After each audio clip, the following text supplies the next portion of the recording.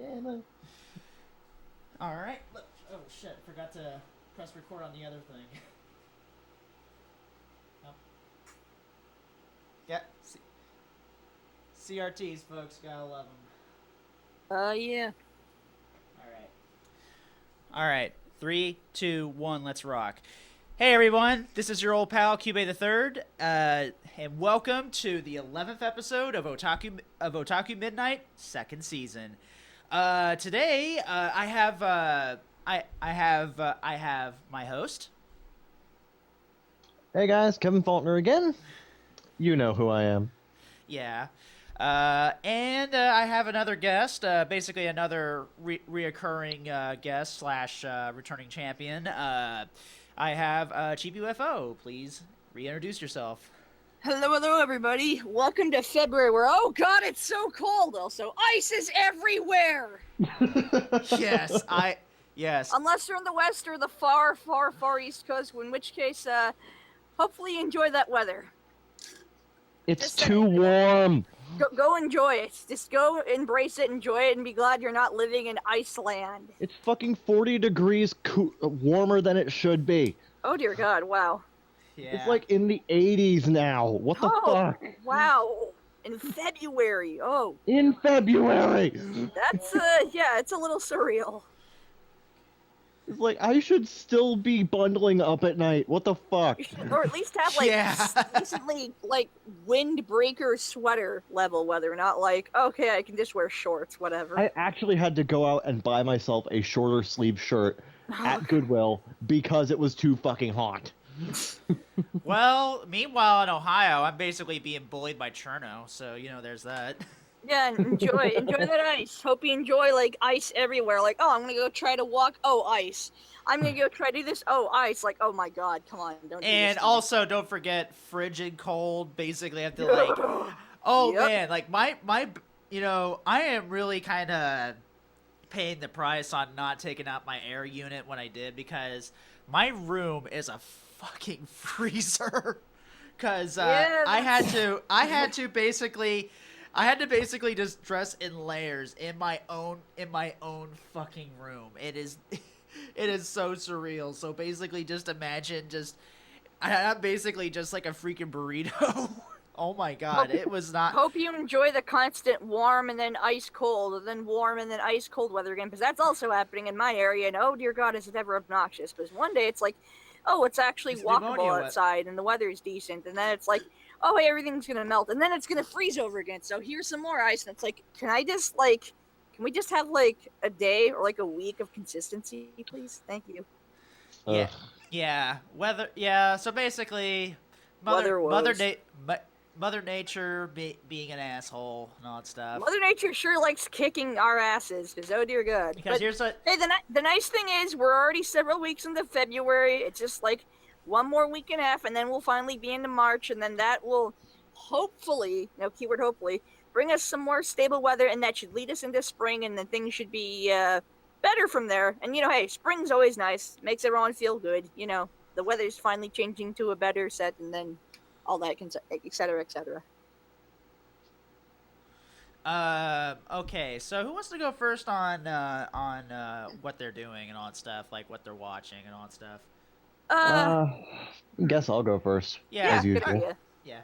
I'm really the only shows I'm watching week to week are Lupin and Erased, and the Kevin's backlog is still going well. I am currently making my way through ROD Read or Die TV. Nice. Good show. I remember watching that a good solid couple of years ago, and surprised how fun it was. Yeah. I do remember the old OVA, and I was actually kind of heartbroken to know that the secondary character of the first OVA is missing, and I'm like, no! Yeah, they do a pretty interesting plot point with that. It's not so much of a twist. I'm not going to say what happens because I don't want to spoil, but they do some interesting things with the characters from the original to what they do with the TV show. It's pretty fun.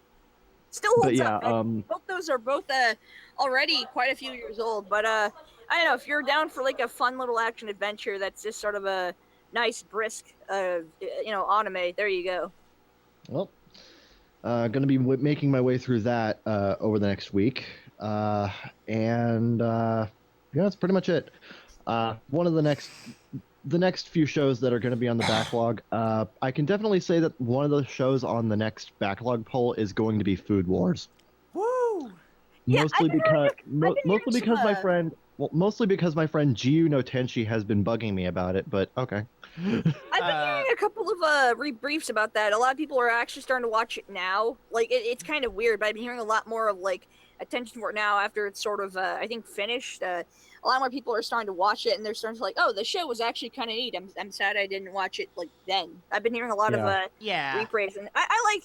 I even if like I don't end up liking a show like that, I appreciate when that kind of happens because I don't know. I feel like that sort of power of a not so much a fandom, but that sort of word of mouth. I think that can be kind of Yeah. fun and interesting to Another thing experience. another Even if thing that like I find fun. even if you end up like not liking it, it's like, oh, that actually got like a bit of popularity because of word of mouth. That's neat. Something that's even more fun is when you watch a show that has a premise that is normally reserved for something not nearly as good and it ends up being fantastic. Yeah, Because totally. that's what fucking happened with me and Mysterious Girlfriend X. Yeah, Because that's another show that I heard quite a bit of like praise. I remember reading afterwards. some chapters of the manga like decades ago. Holy I shit. remember from what I read from a brief part of the manga and what I saw of the anime, I didn't finish it all, but like I didn't hate it, but like I thought the writing for that show was kind of interesting. Like I thought this would just be another sort of a romance, like an anime romance, but this time it's this. But no, like the writing is very competent. Like I'm actually surprised at how like solid and competent it was. I don't want to say it was better than it had any right to be, because no, it had the right to be good because it was actually solid. But I don't know, really caught me off guard. I thought it was like, oh, this is probably just another romance show, but this time it's this. Like, no, it's really shockingly competent. It's it's all licensed out now. So it if you want some winter watching, and you're caught up on everything else, go pick it up at like Red Stuff or Amazon. Go check it out. yeah, Mysterious Girlfriend X is actually pretty phenomenal as a show. It's kind of shocking just how like competent that show was. Like I was expecting to like go through that over a course of like 3 or 4 days. I watched the entire thing in a day. Oh, I love that. Like I know like marathon can be a little Like I just can be a little consuming and yeah. everything, but like when you find that right show that just hits you, it's just like it's magic. Like it's so corny to say that, but it's magic. It's just It's magic. separating. It is. It was just so fascinating. I just got into it. It's like, how is this so good? Wow. I think it's just the power of the writing to that, like the power of the characters and writing, where it just kind of hits you and Like you I actually did level with the main male character to a degree. Like I actually did understand a lot of his actions. That kind of reminds me of when I had that same situation with Silver Spoon about a year ago. I think a month or two after the second season finished and it like wrapped up completely. I liked the first season back when it aired during the summer of I think 2013, and I was like, this is a nice little show, but I don't know if I'm going to continue with the second season. But I ended up giving it a shot and I loved it. And I think what really hooked me in and what kind of solidified my thoughts on it was its ending. Like the fact that like even through all what it went through, the ending it took was this it's not nuanced, but I think it's brave for what it tries to go for. It kind of goes with this sort of kind of brutal, like life can really fucking suck and sometimes you can't change it, but sometimes like not sometimes, but if you can try hard enough, you can make the best of it, and things won't all suck. And I really dug that. I think that's an ending that I feel like I don't see enough of with anything, and I don't know. I think that's a good life lesson. Sometimes you can't control it, but you can make the best of things, and it can go better for you. Yeah. Anyway, what have you been doing? For me, well. All right, so basically been watching Erased. Very, very good, very intense. I kind of Well, I kind of like took a break from it for a second. Honestly, with anime, I'm cruising until April because that's when all my favorite. That's when all the stuff I'm really looking forward to comes out. Yeah, spring looks like it could be pretty solid. Oh my god. I'm sorry, JoJo's Bizarre Adventure and the long-awaited God, I Ace can't wait for it. Attorney anime are in the Yeah. same season. Spring looks pretty hyped. Like, I'm gonna be honest, I'm surprised that winter was so good. Like, this has been like winter's usually a bit of a downer for anime seasons, but this winter was great. Like, Hey. I don't remember. I can't remember watching anything last year, but this year it's like fucking 3 shows. Yeah, one's technically a bit of a catch up because of how the country licenses worked out and how like, oh, this show's gonna start in this country, but then it's gonna air here and then Yeah, to loop on like, the third there's that. thing, yeah. But then there's Erased and there's like a few other shows. It's like, damn, this winter season's great. I'm really shocked. Yeah, we're fucking packed. Oh Yeah. yeah. 2016's a good year. I am not complaining at all. This is damn nice. I really appreciate when stuff like this happens. Like this is like fall 2013 all over again. Like when you had like Sam Flam and Kill la Kill, and those shows were both like very, very bizarre takes of these like genres, and they were just both like somewhat polarizing, but they were just so excellent. And then like or fall 2014 when you had Shirobaki, you had Parasite, you had all these other great shows. Like, yeah, this is what I live for, as that type of a fan. Oh yeah.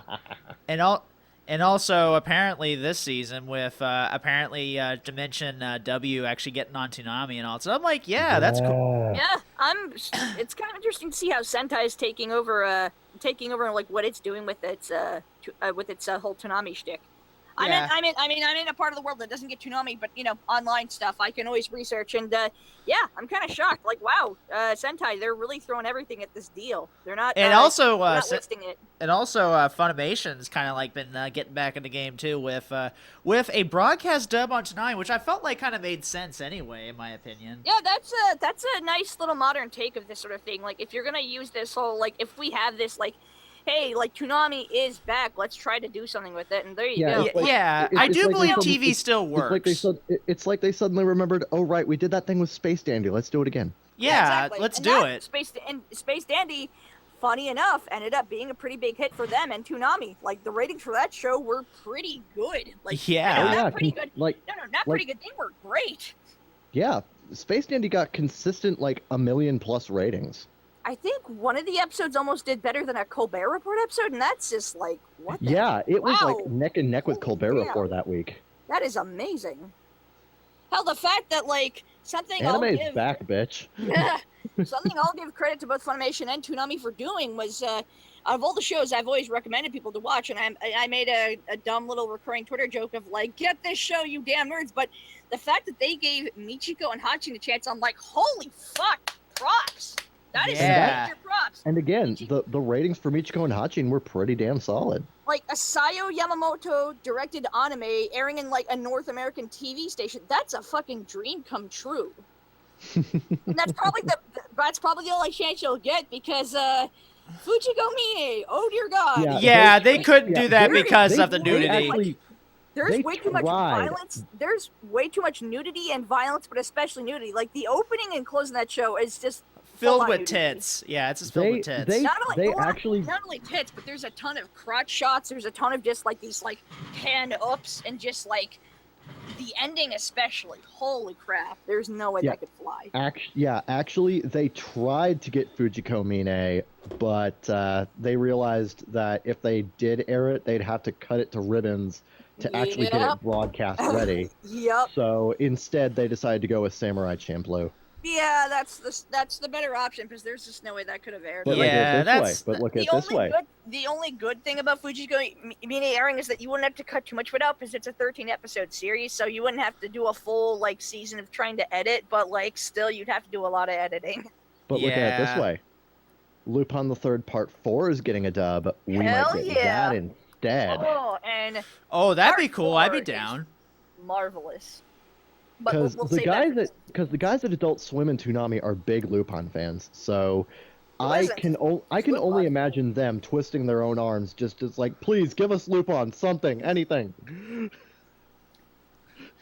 That would work, especially because not only is it super modern, it's been, shockingly enough, highly rated. Like, we've needed a good new Lupin show for years, and here it is. Like, yeah, Fujiko Mine got its praise and its critics on its end, and it got some pretty solid viewerships, but, you know, this, like, holy shit, we needed this. Yeah, a lot of people are actually learning and getting into Lupin now through Part 4.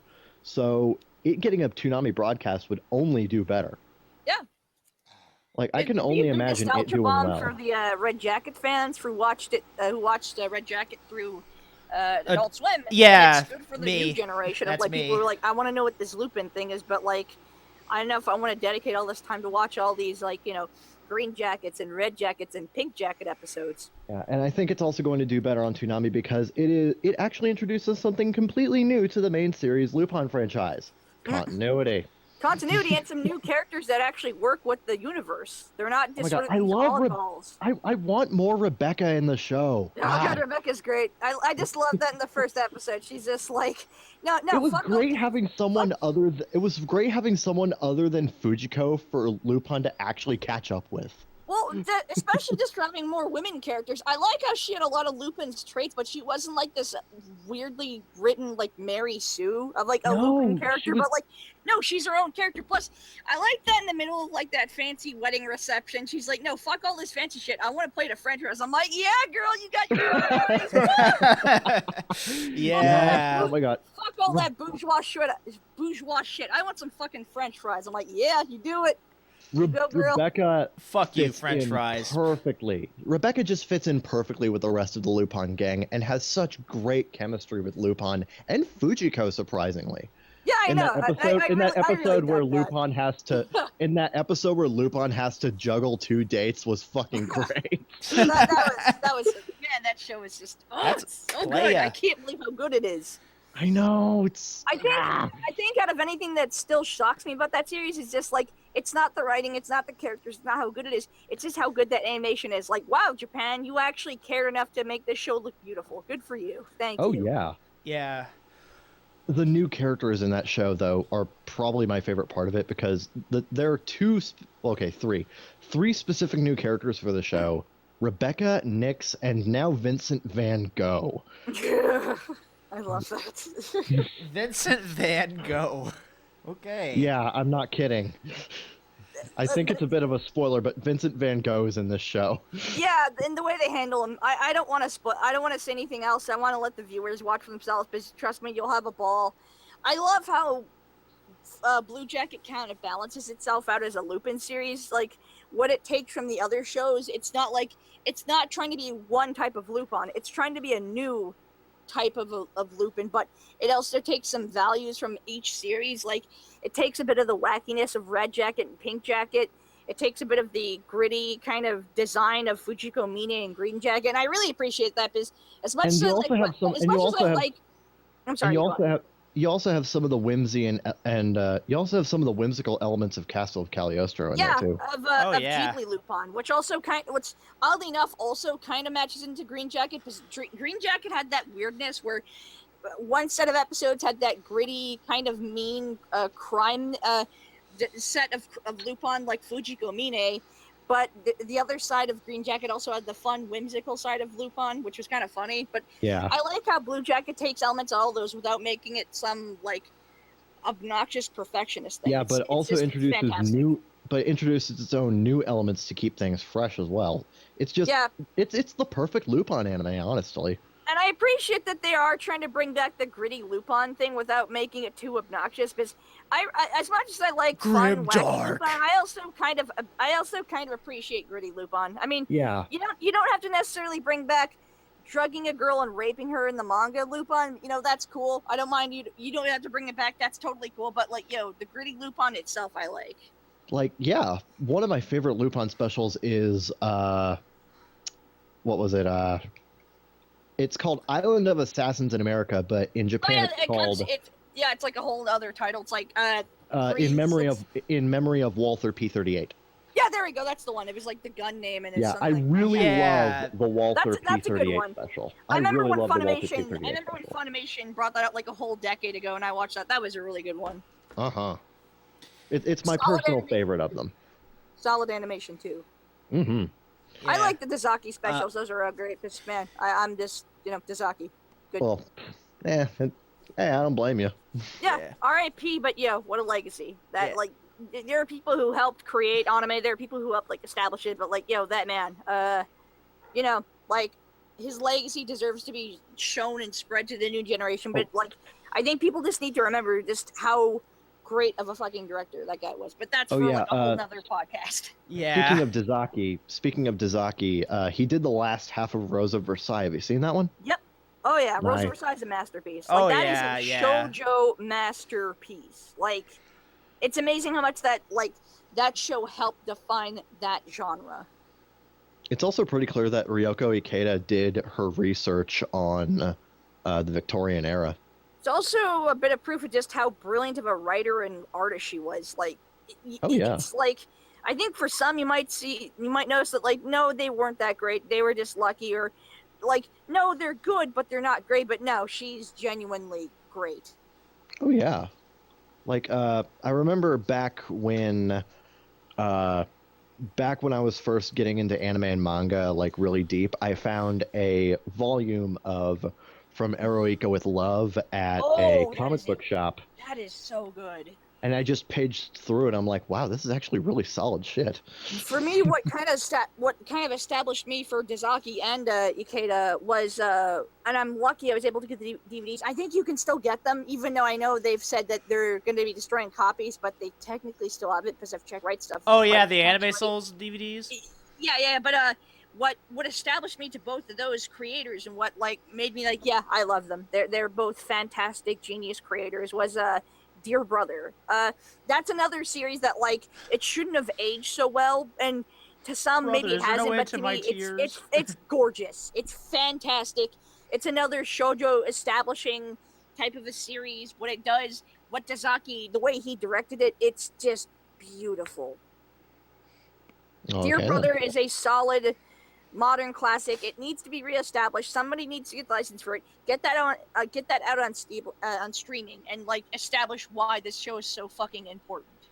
Yo, Discotheque, get on it. Yeah. Yes, please. You guys are already doing such a good job already, but thank you. Like if you could get this, that's great. But you're already doing a good enough job. Thanks so much. I've said it a million times before, but Discotheque is easily my favorite English anime licensor currently. They give me hope. Whenever Yeah, I they feel do. down about They really whenever do. Whenever I feel down about whatever's going on with animation, it's always that nice pick me up. It's like, oh, that thing got canceled, or oh, that thing not being so great, that sucks. And then like I'll go find a discotheque. I'm like, hey, I feel better. That's nice. I feel just happy again. But yeah, moving right along to that. Yeah, Lupin Blue Jacket's fantastic. It's out on Crunchyroll. Go check it out. Great, fantastic. I can't sing enough praises for that. And Erased is also. Man, I was already hyped for it because, like, I'm kind of off and on with Tomohiko Ito, but, like, I mean, like, yeah, Sword Art Online, but, like, Occult Academy is fucking great. I love that show. Loved it back in 2010. Love it now.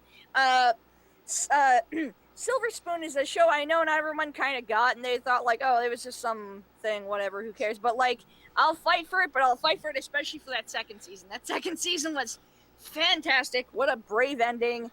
And everything else that guy does. Yeah. Everything else Ito has done, like, I think he's really building himself to be a legitimately solid, good director. And I think, I don't know. I have Well, to be fair, he did mentor under Mamoru Hosoda, so. Yeah, that's true. Yeah. And the way he's going right now with Erased, he could really establish himself. Because, man, Erased is also phenomenal. But moving along from that to, I guess, to Cube Zero going on about what you've been catching up to. Yeah, I've been catching up. Basically, just been watching. I think the only anime I've been watching is basically Erased, and that is basically about it. Erased is it's a very encapsulating show. Like, once you kind of get into it, it's almost hard to watch other things because you're just so drawn into the universe and the intensity of it. Like, the characters, what happens to them. It's so captivating. Like, Yeah, it and just, also, all guys, these punches to the guts and the plot, like, the characters, like, how much you end up actually caring about them. Like, I'm really shocked. Yeah, that, like, it's also a screen shouter too. It's a huge screen yeah, shouter. It is. I was already excited because Ito, already hyped for him because like, hey, like some of his other shows, so hopefully this will end up being good. But I wanted it to be good, but it ended up being so much better than good. Like it's legitimately great. Oh god, I'm in love with it. It's so good. Yeah, it's great. And as far as like other means, uh, I watched a couple episodes of Gunbuster, and yeah, that Good is shit. a classic. That is a classic. Good shit. And as far as other things, okay, I love the character designs in Gunbuster. I really dig those character designs. yeah, Mm-hmm. oh yeah, they all look great, and going to be finishing it real soon, and I hope maybe I might do a show on it if everyone here has watched it, but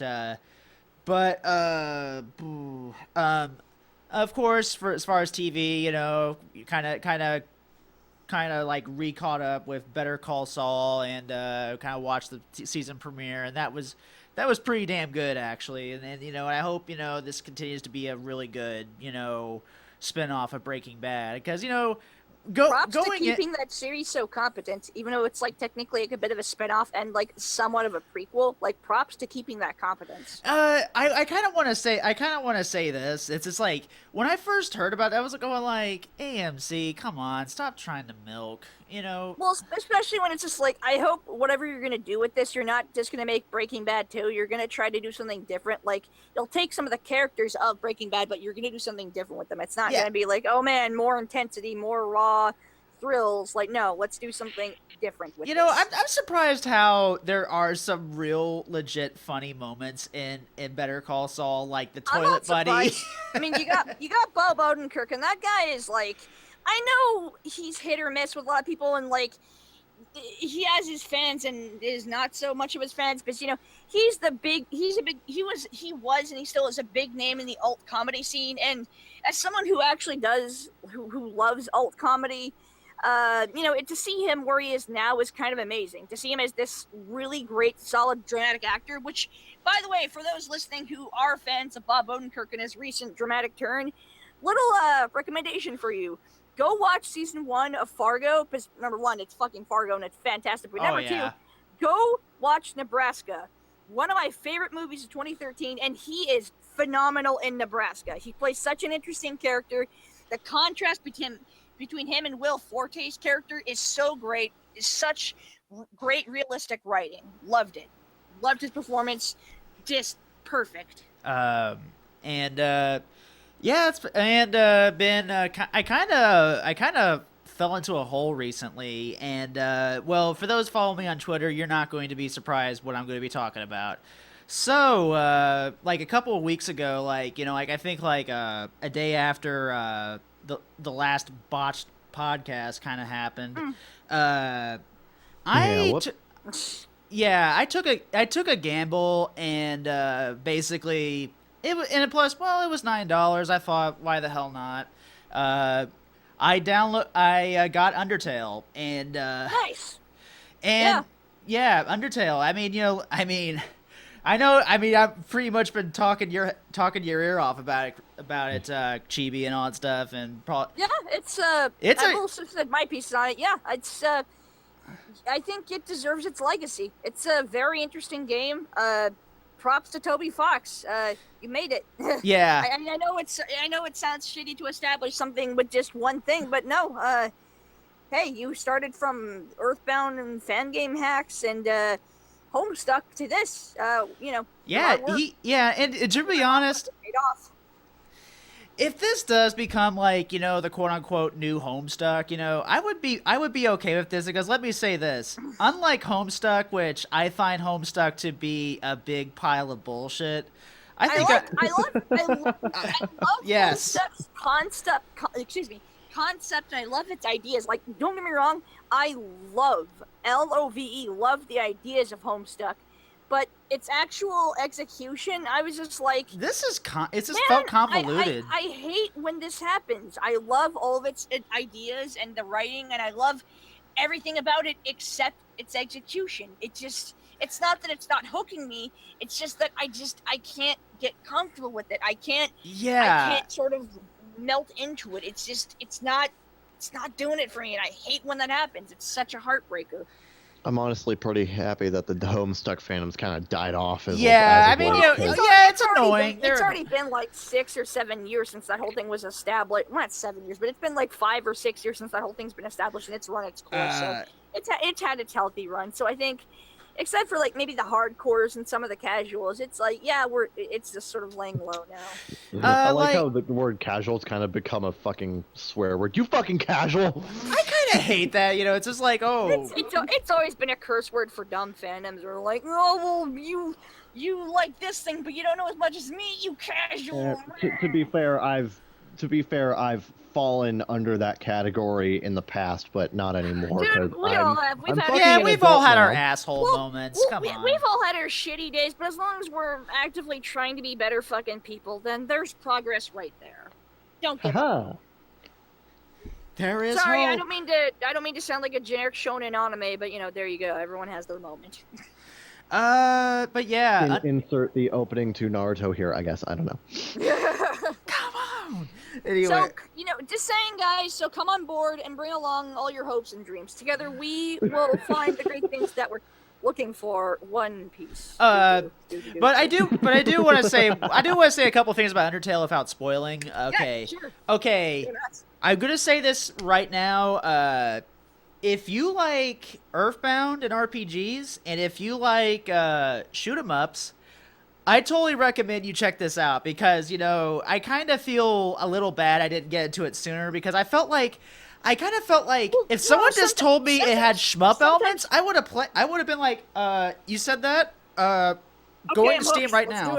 Let's go.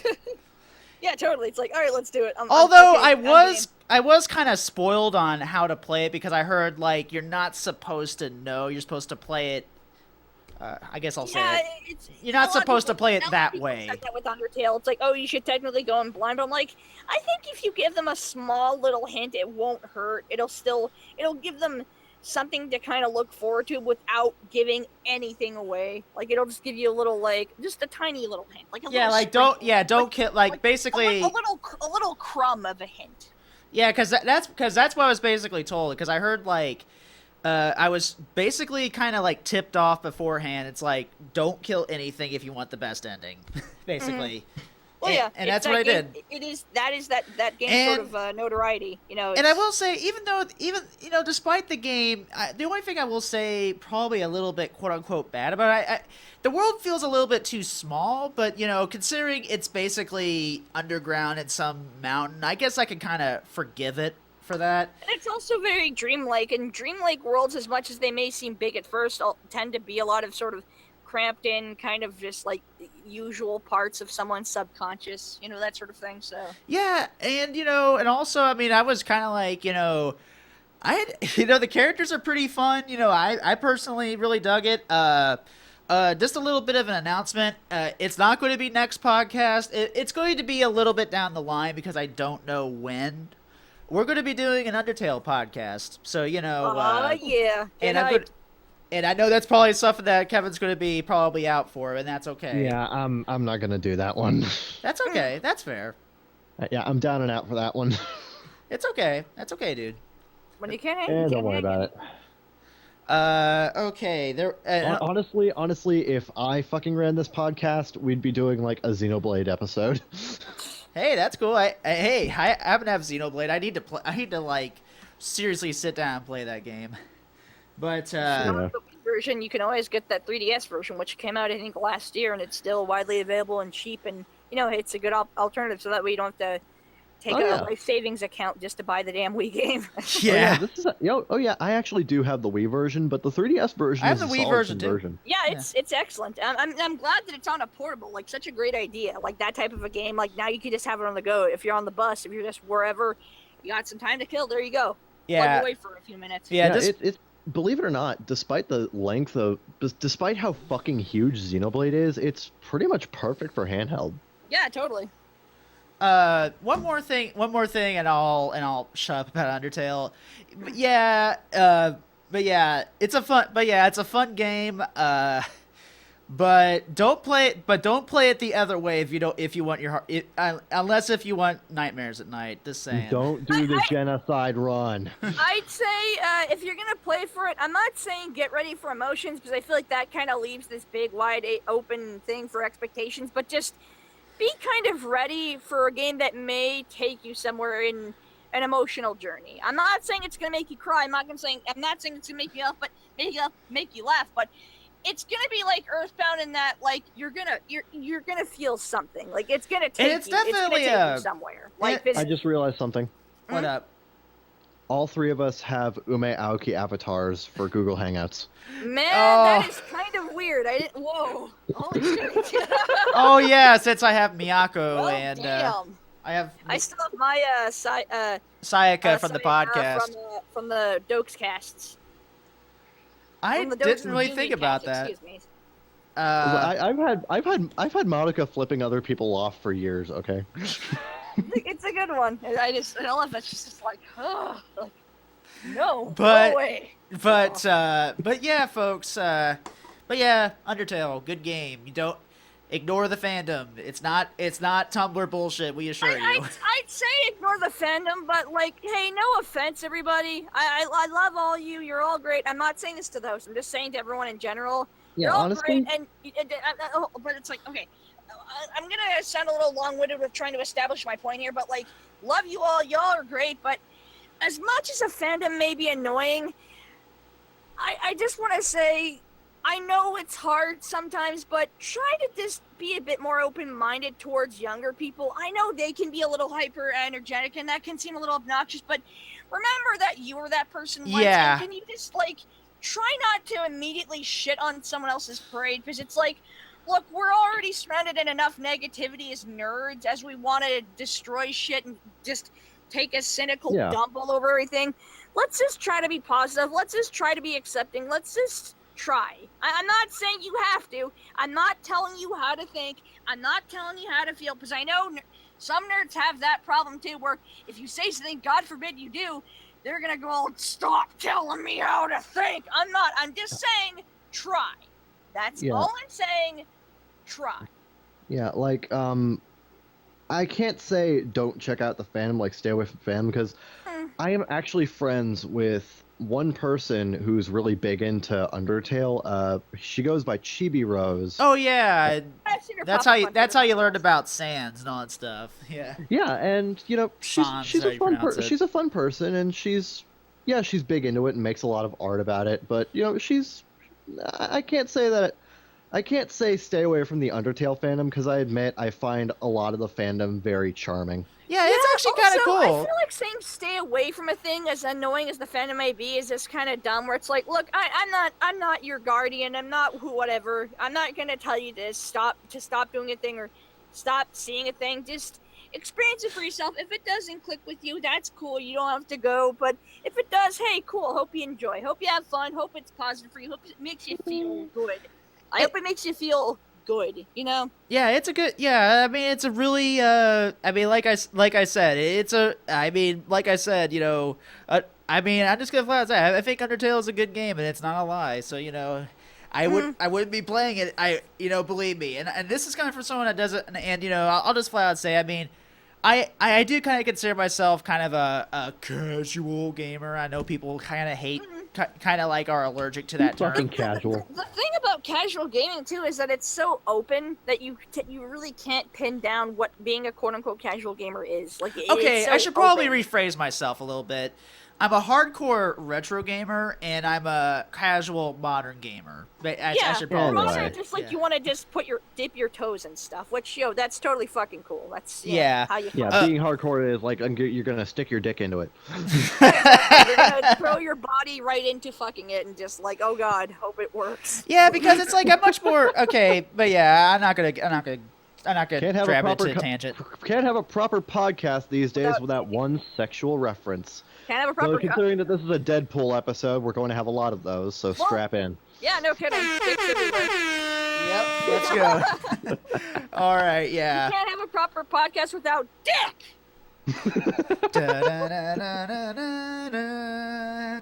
Dick. All right. I wanted to make sure I could sync that properly. All I was right. like, okay. All wait, right. wait, So, okay. So this next topic we're going to be talking about. Hold on. I didn't get to say my. Sorry. I don't Oh, mean yeah. to. But yeah. Okay, I'll be. y'all go for it. I'll be right back. Yeah, okay. Sorry about that. Keep talking. Keep talking. I'll do my little catch-up piece. I don't too much to talk about, but okay. For what I'm sort of what I've been watching and all that such. Winter season's kind of great in that even if the season sucks, you have plenty of time to catch up on older things. So that's sort of a nice thing about winter season. Uh, but what I'm currently been doing, the beginning half of January wasn't that great for me. I'm not gonna go into details because whatever, it's my life. But kind of ran into a bit of a financial snag, and that kind of kicked my ass for most of January. It wasn't the entire month; it was just like the first 2.5 weeks. But I got my shit in order. Things got better, and I fixed some stuff.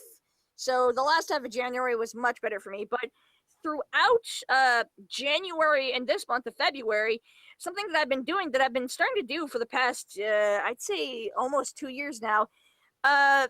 I'm not going to call myself a film buff because I feel like with quote unquote being a film buff, you have a certain representation to kind of keep up with and you have a certain repartee to kind of go with. But I've kind of discovered that I do love cinema and I do love film. So I've been actually trying to keep up with seeing all of the Oscar-nominated movies. Not in the sense that I think the Oscars are important, but I like having that sort of the thrill of like the fun of just doing that. I like that. I think it's fun.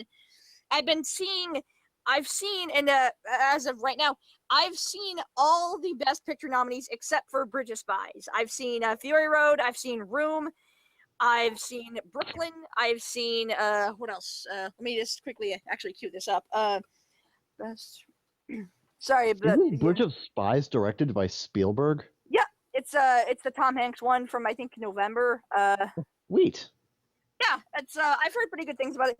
Cold War stuff doesn't really interest me that much. Not that like I don't like it. It's just sort of like I feel like that part of history is kind of weird. Like it's kind of weird how afraid we were, and it ended up not really being anything. Like I think to some people it almost was almost was this big thing, but it ended up just being like this kind of a wet fart where it's like, kind of like, yeah, that thing happened with Russia, and then nothing really happened with it. Russia wasn't really trying to do anything nasty; they were just trying to go on their way. But we assumed that they were going to do something terrible. And oh, what are you talking about? Bridge of Spies or something like that? Oh, well, yeah, I'm talking about my catching up, where I mentioned that I've become a bit more of a quote-unquote cinema buff or a film nerd or whatever, and for the past 2 years, I've been catching up on all of the Best Picture nominees from last year and then this year. For 2014, I did it.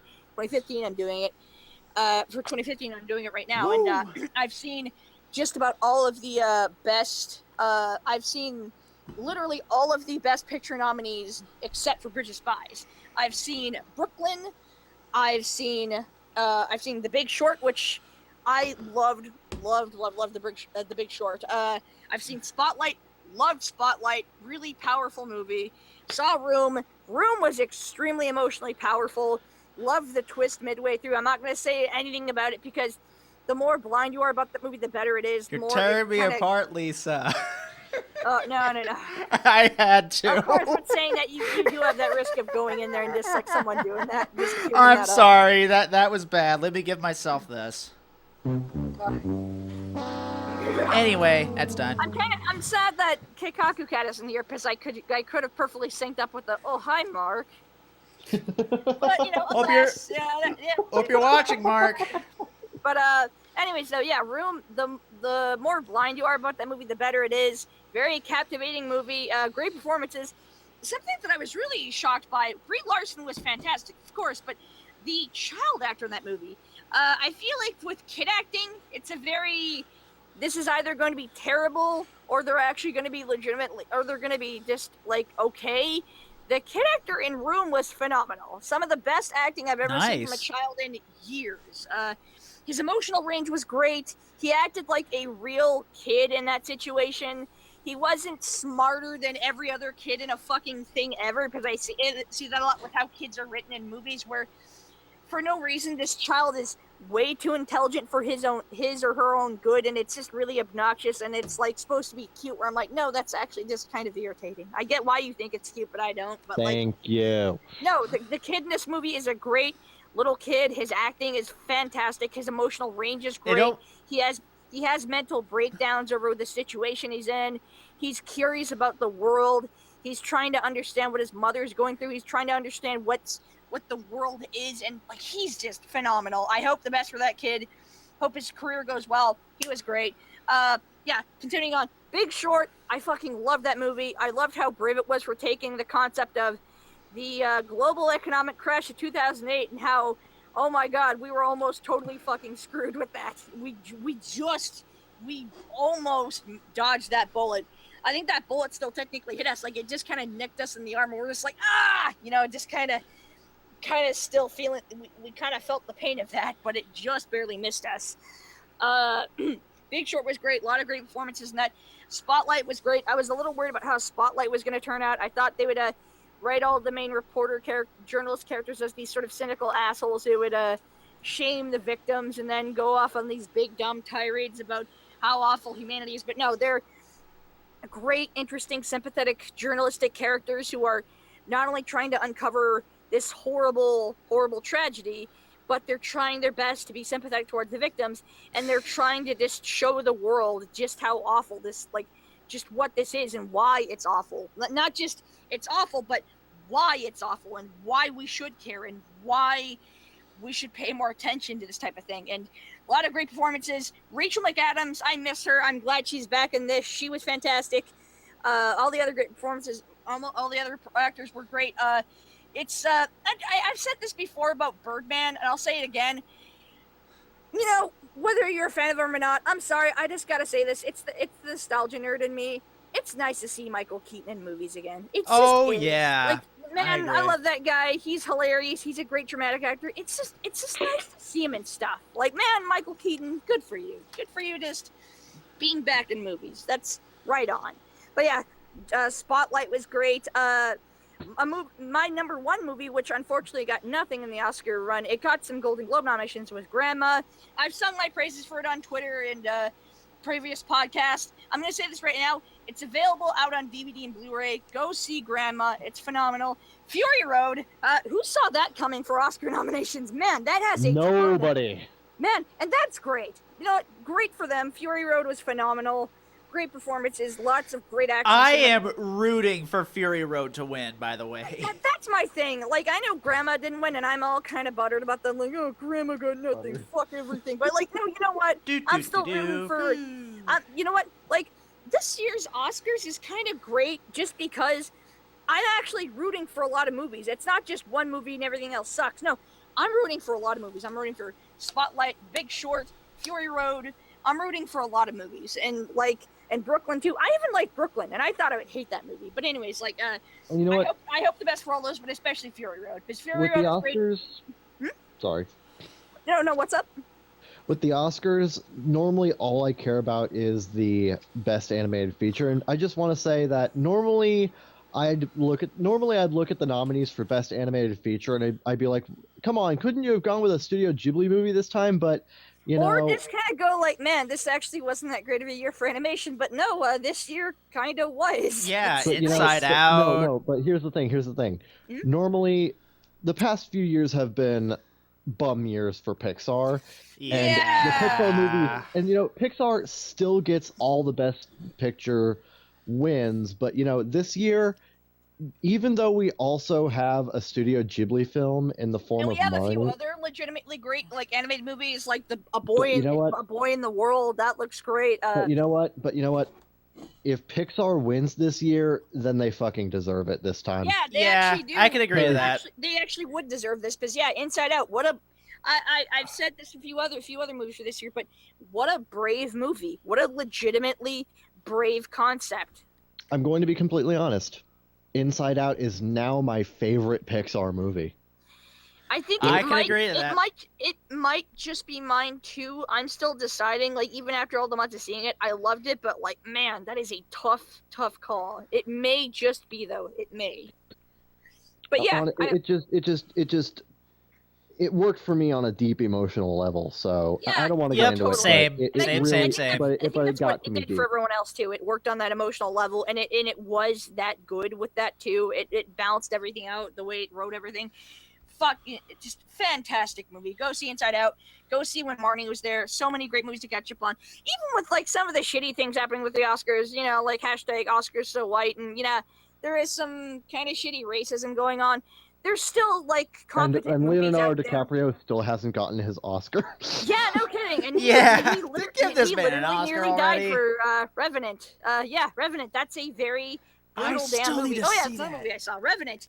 That is a brutal movie. It's beautiful. It's gorgeous. It's breathtakingly gorgeous. But it is a violent, brutal, gritty movie. It's not that there's constant violence. It's that when violence happens, you fucking feel it, and it's like I had the best screening of that with my audience. Like when all the violent stuff happened, everyone was dead quiet, like not a peep. Like everyone was just like, I could almost hear people cringe. Like it's that great when you have that reaction. That's just the best. But yeah, Revenant. That's also powerful.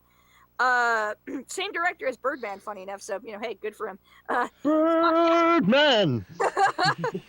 I knew that was going there. Yeah, I know. I was hoping is someone gonna try to cue that up. Yeah, Spotlight and Big Short, love those movies. Fury Road, hell yeah. Of course, it's Fury Road. Brooklyn, really surprised by that movie. Sad about Grandma not getting anything, but hey, whatever, that's cool. Foxcatcher was my number one movie of last year, and that got fucking nothing. And I was like, hey, you know what? Fine, whatever. You do that, Oscars. Oh yeah. But that's mainly it for. I think that's mainly it for movies. TV shows. Funny enough, I actually said this back in the fall season on Twitter a couple times, but I found it funny that there's new shows, new seasons, and new shows coming in the fall, but most of the stuff that I'm interested in is actually coming back in the winter season. So there's some new stuff coming out right now. There's let's see. New season of Portlandia, which is nice. I was really worried because, man, last season fucking sucked. I was like, oh, I really hope the show isn't dead. But no, even though it shares the same writers as last season, season 6 of Portlandia is really surprisingly good. They're taking a different idea with it. The writing's much better. It's not doing this stupid thing of explaining the characters' origins, even though it's like, first off, you're an alt sketch comedy show. I get what you're trying to do, but that just doesn't work. No one can do that. I understand explaining jokes doesn't work. Basically. Well, it's not just explaining jokes, but just I understand trying to kind of solidify the characters by giving them their backstories, but it's just look, that doesn't work. I'm sorry. Even a show as good as you are, Portlandia, that just doesn't work. So no, but season 6, they're taking a really neat concept. I like what they're doing with that. It's really good. Good season. What else is coming back up for TV? There's going to be a few other shows I'm interested in catching up on. I'm a little on the empty side of TV shows, but I'm also interested in catching up on, let's see. There's a few Netflix shows I want to check up on Master of None. I've heard that's a great show. I'm really interested because I dig Aziz Ansari. Funny dude. Really funny dude. Great stand-up. I'm excited to check that out. Let's see what else. Oh yeah, Girls, new season of that's coming out, and I'm hoping that'll be good. I think it's going to be its last or next to last, so hope the best for it. There's a few other HBO shows I want to catch up on. I want to check out American Crime Story. I'm not the biggest Ryan Murphy fan because I think that that guy has potential, and I think when he's good, but I feel like he just wastes himself, and it's just, I don't know, it's kind of sad because I'm like, dude, you can do great stuff, but could you just focus yourself a bit more? Okay. But which is weird because I've heard great things about American Crime Story, and I'm eager to check that out too. I checked out The Jinx. I'm not gonna say anything about The Jinx because the more you don't know, the better, man. But that ending, oh wow, that is potent. That is powerful and potent and just. Ugh. But yeah, The Jinx was solid. For anime, yeah, Blue Jacket. I won't go too much into this because you guys have already kind of explained the greatness of these seasons. But Yeah, this season of anime is fantastic. Like winter season, who would have saw that coming? That the winter season ended up being fantastic. But yeah, Yeah, normally the winter season's a fucking bust. yeah, and Yeah, that's usually the dumping ground, basically. That's usually the time where you just go catch up on older things that you missed out on, or you want to give it another chance to. But yeah, And this season, interestingly, for movies, winter is generally considered a dump month. But... yeah, which is weird because I actually forgot to bring this up. My apologies, but most of the time January and February are dead for movies for me. But no, this year and last year have been the months for me to just catch up on Oscar movies. Because a lot of times where I live in a city, but it's not a quote unquote major city. It's not even an indie artsy city like Portland, or I think Kansas City is starting to become a bit of an artsy city. But like, I'm not even in an artsy city. I'm just in like a crappy middle of the nowhere city. But January and February tend to be the big Oscar movie months for my theaters, so that's when I go see all the big time Oscar ones that haven't come out already. So yeah, these past 2 months have actually been super nice for movies for me. But yeah, anime, Blue Jacket Lupin. Oh my god, I can't say enough praises for that show. It's so good. So good. Characters great, writings fun as hell. It's so good, and there is not enough praise for that animation. I'm not saying people aren't doing it or saying it. I'm just saying there can never be enough praise for that animation. That animation is gorgeous. It's so good. I can't believe how good it is. It's wonderful. I'm in love. Blue Jacket is just, oh, it's so good. Okay. Erased is phenomenal. Can't say enough of it. I don't want to say anything else because I don't want to spoil, but for anyone who hasn't seen Erased, please, on my recommendation and everyone else's recommendations in this show, go watch Erased. It's a great mystery. It's so good. Speaking of Erased, real quick, we might do kind of like a might do a post-mortem discussion on it probably after it's over. Nice. I don't know if it'll happen, but this is just a big might right now. That's totally cool. You make sure everyone's kind of caught up, and well, let's just see how this series is going to go first. But for let's just that sounds great because this show sounds like it's going to have the same ending as the manga. Yeah, but like, let's just see how the direction for it's going to go. Because let's remember, speaking of shows that have the exact same ending as the manga and the same type of plot lining as the manga, let's remember Parasite. That show started out great and turned into a total disappointment because, wow, it still has the same ending as the manga, but the writing for that was super dumb. Ooh, and it's such a shame. It's a shame because the writing isn't that different from the manga, but the context for the manga is so much better. It's sad, but the execution is a little bit better in the manga. But no negativity here. That's for another day. But yeah, Erased is just, oh, I'm in love with it. Tomohiko Ito, you did it. Agreed. Damn it, man. I already like some of your other shows, are called Academy and Silver Spoon, but you won my heart again, you bastard. I mentioned it on Bakugaijin's show with Zeke and Neon, but Erased has one of the best first episodes I've ever seen in anime. It pulls you in immediately. Let me tell you. The entire time I was like, this is turning out well. Okay, I like how this is going. The last shot of the first episode, I pointed at my TV and shouted, "You got it! You hooked me! Yeah. Don't fuck up!" Yeah, like it's. I actually warned my TV, "Don't fuck this up." Yeah. It's extremely captivating. Yeah. It's extremely hooking. It's extremely captivating. One of the most powerful first episodes that I've experienced in years. Like, I feel like the only other show to give me that much of an impression on the first episode was Shirobako, and that was a long time coming. Like, here's the thing. As much as I've sung my praises for Kill la Kill and Sam Flam, here's the funny thing about those shows. Those first episodes did almost nothing for me. Like, Kill la Kill, I'm like, yeah, okay, this could be going to some interesting spots. I'll give this a chance, and then your way. Yeah, exactly. Funny enough, that song. Before my body is dry. That works for that, but I'll give this a few episodes, then I'll catch up. Sam Flum, I'm like, okay, I like what it's trying to do. This is a cool concept, but this is a bit of a snail's pace, so I hope it can pick itself up. But Yeah, Okay. Shirobako did that in its first episode, and Erased. Oh my god, I wasn't just blown away; I was just mesmerized. Like that was, oh my god, that was so good. I know. But yeah, Sorry. man, anime, but anime this season. Oh my god, I feel Good like a little stuff. girl. Yeah, I'm just really happy we're getting some really good anime and all that stuff. Yeah, it's good to be a fan. It's Yeah, really it's really good good to be a of it. fan It's- right now. April. you know what? Maybe I might be calling it a little too early, but it's just good to be a fan of animation right now. It doesn't matter what type of thing you're into with animation. There's good Oh, stuff all around. absolutely. Just so good. There, Yeah. But, there's something else I wanted to touch upon before we go into Deadpool. Mm. Okay. I have one last thing to talk about, but you go ahead. Okay. All right. So, one last announcement. Otaku Midnight is going to be a bit infrequent. I mean, this is just for the people that didn't get the tweet or anything like that.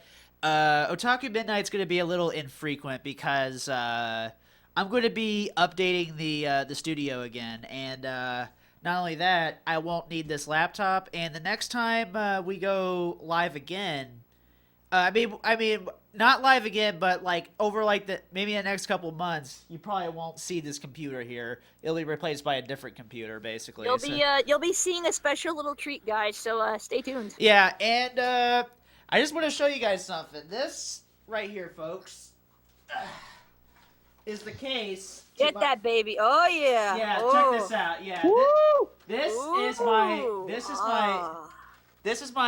going to be my my new rig, and that's basically, and the old rig is basically going to be it's going to be dedicated to basically streaming the show and all that stuff, and I won't need that spiel basically. Look at that sexy beast. Oh yeah. It looks, this thing is a beast. I don't have everything yet. That is going to be a powerful unit. Oh yeah. Yeah, I could be a total dick right now and make fun of the fact that you said basically like 5 times in a sentence, but okay, I'm not gonna. Oh, shut up. We're nerds, you fucking nerd. Don't make me come over there and sit on you and steal your lunch money. Don't make me do it. I will. I will push you into a locker and take your chocolate milk money and be like, haha, nerd. But it's basically Just on it's you. going to be Women one. sitting on me excite me. It's going to be quite a beast once it's finished, and it's going to and also once the new rig is done, I might do a cool video or something just to kind of show off the capabilities of it. Oh And, yeah, nice. And also maybe So, do turn off that another movie. AMV, that kind of thing. But yeah, all right. So Sounds Chibi, good. you got one more thing before we go yeah, into the pool. Finish off my end of catching up on stuff. Thank you for all sticking with this. My last final thing of catching up with video games. Don't have any of the big 3 consoles just yet, but for those who are my Twitter followers, stick around. In the next 2 months, I might be getting a special console. Maybe you'll see. But I've been actually keeping up with 3DS games because wow, this year has already been super great for the 3DS. Paper Jam, the new Fire Emblems, that's going to be pretty fucking cool because holy shit, oh my god, we're getting like 3 or 4 different fucking Fire Emblem games at once, and that's, oh my god, so many games. And then we got Mega Man Legacy Collection for all the retro fans out there. Then Oh my god, I'm so fucking getting that. I love Mega Man. Dude, don't even. Like, I'm way too fucking hyped for this. And it's just a collection, but I love collection games. Oh my god, I do. Fun fact for video game stuff for me. I am a gigantic fucking collections and compilations nerd. Like, the Namco Museum games for the PlayStation, those are my that's a classic. Those are my fondest PlayStation memories, or the Namco Museum. One of my favorite Game Boy Advance games was this like Midway Classics cartridge that had like. That's a good one. Oh yeah, I heard of that. It had like what was it? Robotron, Defender, Star, Nice. Defender, and Joust on it. Sinistar, you're one of the few games from that early era of video games that gave me nightmares as a kid. Fun fact: I had nightmares about Sinistar. Terrifying. hunger. Run, coward.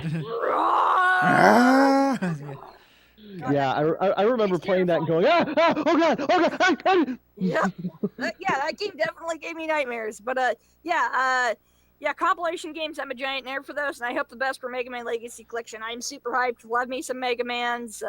Really excited to play those later sequels because yeah, those are underrated. But we also got the a Hyrule Warriors 3DS port coming in March. That's gonna be super cool. And this is gonna be a little later in the year, around spring and summer. But hey, we're finally getting the Dragon Quest, you guys. It's happening. We got Yay! it.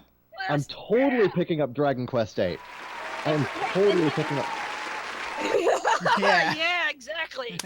That applause. But, Thank you for that applause. Oh yeah, But, and one more thing. Just okay, two more things. One, you mentioned how much you love Mega Man. I love Mega Man too. yeah. Yo, Capcom. Who doesn't Yo, like yo, Mega Man Capcom. 2? Yeah, it's just like Yeah, I love Mega Man Capcom. too.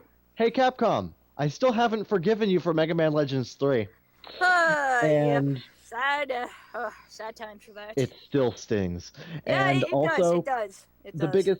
biggest thing that excites me about the April anime season isn't so much the fact that I'm going to be able to see my favorite part of JoJo's Bizarre Adventure animated, but the fact that everybody else gets to experience my favorite part of JoJo's Bizarre Adventure. Now we get to show off one of the oddest takes in the entire franchise. Like part just 4 like- is such an odd story. It's so great. I can't But wait. I adore it. It's my favorite. Honestly, and for I'm me, just what I'm eager to see for a JoJo anime is Stone Ocean. I cannot. Everybody wait for wants to Stone see Stone Ocean. Come on. Cannot wait for Stone Ocean. So good. But Give me Jolene. yeah, exactly. But this year Yeah, so far, maybe we'll get a Stone Ocean anime that doesn't have Jolene looking like a man half the time. Oh gosh, that could be a little weird. This year has been really nice to the 3DS, and the main consoles, they're finally picking up steam, and that's great. And speaking of Dragon Quest, for those who haven't still gotten it yet, if you got a PS4 or PC, go get Dragon Quest Warriors. Go get Dragon Quest Heroes. There we go. Thank you, Heroes. I was thinking Warriors for some reason.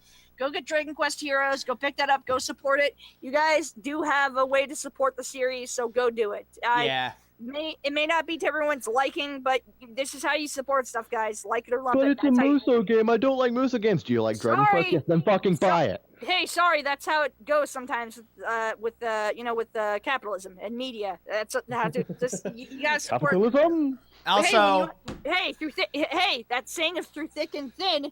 This is the thin, so deal with it. We're getting more stuff, so just wait. Be patient. also, all I gotta say is basically, I I'm just like gonna do the how Shia hold LaBeouf. on. Just do it. Basically. Yeah, I like how exactly. Just do it. I like how so many people are like, I want more capitalism, but when capitalism doesn't work the way they want it, it's like, this isn't how it's supposed to work. Yeah, That's exactly. too fucking It's bad. like- That's goddamn capitalism. I think when you say you want more of this, you mean I want more of this in my direction, not I want more of this. Like that's a misleading sentence there, young person. All right. Well, I think we've talked enough. That's all my catching up in video game stuff. But Deadpool. Holy shit. Okay, so let's just may I just start? Okay, May- yeah, I may want I you to go start? first. Yeah, sure. Go ahead. Okay. Now, before we go on about how much we like the movie and such, we gotta just talk need about this segment will have spoilers. So if you haven't watched Yeah, Deadpool yet, just- you might wanna turn this off and come back. Spoiler warning. okay. Yeah. Okay. All right. With Now, that out of the way, let's go. Okay. Now, before we talk about the quality of Deadpool and what was in it, we need to understand the context in which Deadpool was released. Deadpool was a high-risk film. It's a high-risk Yes. film Yep. for Fox. It's amazing a- that not only how good this movie was, but the fact that this is a February movie too. Like we're still in the dead months of movies. I need to get this done. Sorry. So, Yeah. just Yeah. gonna Let's talk. let him Okay. talk. Yeah. Sorry. But you do make a good point. It's a hard R film in a historically PG-13 franchise being released in the cold months by a company who doesn't normally do this sort of thing. It has a low budget, and it has an It doesn't even actor feel who low has- budget. whom Hollywood has been trying to push for years, but hasn't quite stuck the landing. And a new director. Like this is And a a- movie and a from a completely new brand director. new director. This is his This first- movie had everything going against it. But Fox was smart and deliberately played against all of those things that were going against it. It got good buzz going. It showed an early version of the film to fans as a surprise screening, which generated good word of mouth. And Uh-huh. It critics has too. a fantastic marketing campaign, one of the best marketing campaigns I've seen in years. Yeah, I could agree to that. Yeah, Very diverse And in its marketing campaign and how much like what it goes for its jokes. It's not just one type of a joke; it goes for all the jokes. and you know and you know and you know what? It paid off to the tune of $260 million worldwide in its opening weekend. how's Fox feeling stupid yet? You Not were only that sitting too, on but a goddamn gold mine for not only not only, years. not only that too, but man, to think that Fox finally put out a good Marvel movie when Marvel's been the one that's putting out the good Marvel movies. Like, hey Fox, remember when you tried that Fantastic Four thing? That crashed. Oh yeah, oh god, Fox. yeah. Fox, you are forgiven for Fantastic. Yeah, Not Fan only Four that too, but hey Stick. Fox, the only good things you have with Marvel anymore is the X-Men movies and this. So you better be careful. You know, Yeah, to be fair, don't get too Deadpool is a cocky. bit of an X-Men movie. Yeah, it is. But Yeah, see, isn't it part of like the X-Men mythos, if I'm not It is. mistaken? yeah, it is. Plus, you got Colossus in there, and he's just like trying to be like, "Hey, join the X-Men." Okay. One thing I do gotta say as like, okay. And basically, I just want everyone to appreciate exactly how high risk of a film this is. Yeah, But you know especially what? But you know what? Here's the thing. This has completely shot dead the argument in Hollywood that R-rated movies aren't big money. Mm-hmm. This has shot that argument dead. Yep. I want to see more Like, R-rated this action movie- movies. Shot it and sliced it up. This movie has potentially opened up the floodgates for more movies similar to it. Like, it was just announced this morning that the next Wolverine film might be gunning for an R rating. Go At for this it. point, why not? It's already done 2 Wolverine origin movies, and those have, well, they have their varying degrees of quality. Why not? Just Yeah. shoot for fucking hoops. You know the And way not I to see mention it. not to mention that the video game of X-Men Origins Wolverine was rated M and was way better than the movie it was based on. Yeah, that's super weird. Where even the video games are doing the gory Wolverine things. Like, why the hell not this then? What do you have to lose? I mean, yeah, there's money, but like, really, at this point, does it really fucking matter? Like, does it? Besides No, just big school and math shit, like. But yeah, and also speaking of the whole thing, everything against it, you also gotta put into question, well, not question, but just a reminder. Not only is all of that against Deadpool, but Deadpool is kind of against Deadpool, because how do you make a movie, nonetheless a good movie, a movie about Deadpool when his character is just like, how do you catch that? How do you capture it in a jar and try to make that? How do you do that? Because like that writing of that character is so, it's just so crazy. It's so constantly on the run. It's not just that difficult to accomplish. it's not just that he's a funny character and there's lots of comedy. It's not that. It's just how much he breaks the fourth wall, how meta he is, how just what his writing is. He's his basically comic too books. meta for his story, from what I've heard as well. He's like too meta. How do you capture that and not turn it into shit? Like, and especially that too. Like, who do you get to be how do you get to play Deadpool? But also, just how do you do all of that? And also, here's another thing. Speaking of this is more my perspective of Deadpool. But speaking of all things against it, I actually wasn't that hyped for it. I saw the trailer for it, and I was like, okay, this is coming out in February. This, maybe. Like, I think I'll just wait until the cheap seats, and then here's my big kind of key into this and why I'm here and why I'm just like, hey, that was not only really great, but this one thing hooked me in. I didn't know about this until literally 2 days before the movie opened. This is how much of like out of the loop I was, how much I didn't want to get myself into this.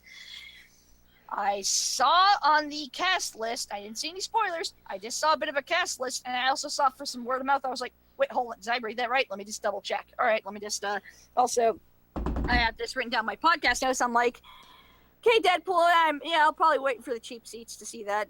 Whatever, hope it does well, whatever, whatever.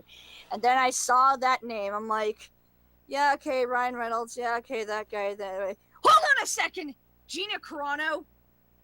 You motherfuckers! Motherfucker! You just couldn't let me go, could you, Marvel? Could you, 20th Century Fox? I was about to avoid this movie. I was gonna say, I'll wait for the cheap seats, and then you fucking hook me in, hook, line, and sinker, Gina Carano, you sons of bitches! You did it. You did. You pinned me against the wall, arms behind my back. You know what? Fine. I'll see your damn movie because Gina fucking Carano. You know, I was actually, sorry. No, I was saying, Haywire is not only one of the best action movies of the decade, but it's one of my favorite action movies and favorite movies of the decade and ever. But it's just like, fucking, of all the things you could have done to hook me into this, I'm just like, yeah, this looks cool. This looks all right. Whatever. Hope the people like it. It may not be for me. Whatever. I see Gina Carano. I'm like, button seat. Fucking wallet. Fucking go to Cineplex. Anyway. Okay. Order ticket. You did it. You okay. motherfuckers. I want to really stress this. You know, let me just say this. If you made this movie PG-13, I think Deadpool would just be a fucking joke machine, and I think that would basically be it. Yeah. The movie would have been insufferable as a PG-13 movie. Yeah. I don't see how that would have worked. If it would have been a PG-13, it would have just been more references and it would have just been more references and memes and not like actual like jokes. Oh, and I want to say this. Thrives on the R rating. Okay, and I want to say that, and I want to say this. I really love how the jokes did not resort to memes at all, and that is the one thing I can really. That's the highest praise I could give any comedy movie, any quote unquote nerd movie, is like they don't fall back on memes or anything like that, and that is a pop culture references. Yeah, it's like whatever pop culture references they did, I really liked. Hey, who has anybody here seen 127 Hours? Spoiler alert! Yeah, that was great. That was great. I made a joke about this in my mini review on Twitter after seeing it. Where like, after my Gina Carano person, we're like, "Oh my God, Gina Carano, you're so great!" I made a second tweet saying, Deadpool didn't finish singing Salt and Pepper Shoop de Whoop. 0 stars, 2 thumbs down, 5 out of 10. Shoot. Like, how do you not finish off Salt and Pepper Shoop de Whoop? That song is just amazing, for fuck's sakes. And by the way, he sings along to it, and that's great, but then he stops and talks. I'm like, hey, I understand you're Deadpool, and you want to talk to the audience, but finish that fucking song! I want to say this. Okay, as a little bit of behind the scenes, I was actually going to try and get that song on my tablet, and as a bit of a segue into the Deadpool thing, I was going to play that song while we just like head bomb to it, and just jam out, and then we get. That is such a good song too. Salt and Pepper is just legendary, but man, that song is it's so good. You know, I actually was lucky enough to actually get advance tickets to opening night for Deadpool. Oh, nice. I went to my theater like 2 weeks before the movie opened, got opening night tickets. Turns out the computer fucked up and actually put us in the room that was showing 50 Shades of Black. Uh-oh. So I went up to the box office and I'm like, excuse me, what the fuck is this? Yeah. Oh man, my like, favorite sorry, passed. Sorry, we accidentally put you in Pier 6. You're in Pier 10. I'm like, okay, Yay! Thank you. So then we got in there, and let me tell you something. The room was fucking... By the time the movie started, the room was fucking packed full. My showing was packed. And I saw my theater was packed too. I saw it on Monday. My theater was jam packed. Yeah, there were very few empty seats in the theater. Like there was enough. Like people were starting to have to squeeze together. It was pretty insane. Mm-hmm. Like I have never been in a theater that crowded before, and it was actually pretty fantastic. Because this is the sort of movie where it's kind of okay to hoot and whoop and holler at it. Yeah, it's that type. Yeah, Deadpool. I can agree to that. Yeah, it's Deadpool. I think the only time I ever saw anything that jam-packed was probably Star Wars and probably Madoka movie 3, and probably Scott Pilgrim. Like all those, yeah, those got jam-packed showings. But Yeah. with Deadpool, the audience I saw this with was fantastic. We all had such a great time. There was actually a woman in front of me who was actually wearing one of those pull down Deadpool hoodies. Oh, nice, nice. And it was fucking great. Everybody was on the same page with the movie. We all laughed at the same jokes. We all nodded at the same references. And we just had a great time. It's one of the best theater experiences I've ever had. I loved every second of it. Yeah, and Well, yeah, except for that one guy. Well, except for that one guy right next to us who apparently smoked a blunt before he came in. Oh, jeez. Yo, buddy, whatever. Hey, you can light up all you want, but have some consideration for others. Sorry Yeah, to say, but- as much as but- you're that trying would to hide be it, one to see high for But, you know, sure. as much as as much as you think it's not going to, you are gonna have some stank. Sorry. Yeah, bro. Luckily, he aired out during the preview, so by the time the movie started, I wasn't that bugged. Good to hear. But oh my god, that was really a great movie experience for me. I had a great time. Yeah, it's basically I see, here's the thing. I've always, the movie basically kind of it basically played the movie basically played Deadpool basically how I imagined Deadpool to be. I've always heard that he's a wise ass, he breaks the fourth wall and all that stuff, and he's basically makes an ass of himself each and every chance he gets. And Yeah, but at the same time, you also have to understand Deadpool's backstory is notoriously fucked up. it is. That's And, I think that's what makes the comedy stand out. Is that it's like a horror comedy in a sense that, like, for all the funny parts of a horror comedy, you also have to have the scares, because here's the thing: the scariness of that movie also is what makes it funny. The funniness of the movie also is what makes it scary. For the record, yes, you do get to see Ryan Reynolds' penis in the movie, and it's pretty nice. Yeah, it is. Yeah, it's Ryan I can Reynolds. agree. Yeah, I can that agree man. with that.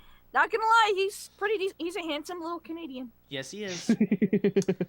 I can agree with that. And honestly, I have to say, in regards to the acting and such, God, Ryan Reynolds joins the likes of Hugh Jackman and Patrick Stewart and fucking Robert Downey Jr. Jr. in the pantheon of people born to play comic book characters. Yeah, superhero performances. Yeah, I'm surprised. He was fucking born to play Deadpool. He Not only did that too, such a but fantastic job. I think that's another reason why this movie works is Reynolds' performance. Because here's the thing, we've all kind of explained why Deadpool. There's so many ways of it not working at all, and like the nature of Deadpool, but also for the very few brief comic stuff I've read of Deadpool and played of him in Marvel vs. Capcom 3 and just everything else I've experienced of Deadpool. You need to have an actor that's not only has great comedic timing, but is flexible enough to do all of that type of comedy. Like, you need to have somebody on the ball and who's snappy. It's not so much that he's a snappy comedy guy. It's just you need to have someone snappy. You need to have someone who's gonna, at the sound, gonna fucking go. Like, and have that right amount of snark. and too. if you don't have that, sorry, your movie's not gonna work. You'll have the good writing and the good direction, but if your performance isn't there, Oh my god. it's just it's just not gonna work. And But no, Ryan Reynolds nailed it. oh god, I'm still surprised just how like solid of a comedy performance that was. Even for the jokes that flatlined, which were rare in this movie. There were like I think 2 or 3 jokes that flatlined and just didn't work. And like my audience got nothing and I got nothing out of it. But like even those, he still managed to kind of kill that dead joke, throw it away, and just move on and be funny again. Yeah. That's the risk of doing a comedy. That's also what like makes a good comedy is you got to have to make sure your performers are ready for this, because in a world of comedy may look easy. I'm not saying that it's the hardest thing ever, but with comedy, you have to be flexible. You have to be ready for it. Because like some of my most favorite comedy movies of the decade and ever, you got to have that consistency. You got to have people that are ready for this. Scott Pilgrim. Yep. Scott Pilgrim, 21 Jump Street, which funny I say both those titles at the same time because those both share the same writer, Michael Bacall. But yeah, in any of those movies that I just listed, you got to have the performers that are ready for that. They got to be ready. They got to be on time. They got to be quick to the sound. They quick to the beat. You gotta be ready for it. Otherwise, it's all gonna fall apart. Yeah, honest to God, I cannot imagine anyone else's voice coming out of that mask now. Yeah, no kidding. Not even Nolan North as decent. Not even like Nolan North as decent as he was as Deadpool. Like no, not even him. Like nah, Ryan Reynolds. Yeah, and also let me just say this. Please don't make my suit green or animated. I love that he has that and just kind of stares and it's like, please don't make my suit green. ... Or animated. Like I love that. And they actually had a different Barakapool joke. I should sew your mouth shut. I love that. That was a nice little kind of a shout out and kind of a diss on that. It's like, yeah, that was really dumb. Ugh. That's not a good idea. Especially for just like, why would you make the comedy character, the jokey, like snappy character? Why would you do that to him? That is the worst idea you could have ever done. No. Yeah. Again, with the success of this movie, Fox is currently kicking themselves. Yeah. Feel stupid. Fox. Feel stupid. I only hope they don't get a big head off of this. Like, hey, just keep confident, keep cool, because you could easily fumble again. Just saying. Yep. Because every time, hey, for every X-Men First Class, you'll have a fan four stick, or you'll have X-Men Origins Wolverine. Yeah, you'll have a major dud for every competent movie you make, so be careful. Yep. Learn from this and just try to keep a level of competence. And I kind of want to touch upon the R rating, and you know what? Mm-hmm. You know what? Can I just say this? And while I understand that for the most part, superheroes are superhero comics and comics in general are somewhat children's media. And I understand that there should be stuff for kids, but I do feel there should be also stuff for us too. And I well, it's not just stuff for us too, but it's just like, I'm not gonna say how to raise your kid because I know that's another thing that. I want to say something about that too, if you don't mind me saying. Sure, but do you want to go first? I kind of want to go first. It's like Okay, sure, go ahead. I mean, take it from me. I saw RoboCop when I was a kid. I saw the Terminator when I was a kid. All the Terminators growing up. You know what? The way I see it, do what you want. To be fair, with Terminator, it's not that bad. I think you could show Terminator to like a 10-year-old man. You could probably show Terminator 2 to a 10-year-old. Because it's odd, for as R-rated and action-oriented as that movie is, it is quite semi-lighter of a movie. Because Terminator 1's practically a slasher movie in a sci-fi dressing, but 2 is kind of like it's kind of heroic, yeah. To be fair, the first Terminator movie, most of the violence was off-screen. Most of it plays off of the slasher genre of the 80s. And I'm not saying that it is. I'm just saying it kind of plays off those elements without going full into it. And, and of course, I also saw Speed growing up, too. Like with the Keanu Reeves movie with the bus and all that stuff, that one. But basically R-rated movies of those times. Yeah, it's like, but, I'm just going to say this straight up. If you're a parent, that's listening to this, you know what, unless if your kid already is aware of what Deadpool is and all that stuff and is probably at least a teenager, I would not take little kids to see this because this is definitely not for them. Yeah, and I understand.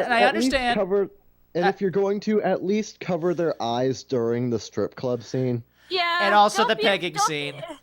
I'm not saying quote unquote censor it for kids, but oh hell no, that would not work. That this will probably trigger a lot of adults or parents or who will kind of go into some rage and probably find me on Twitter like, listen, you fucking cunt, don't tell me how to live my life and do things.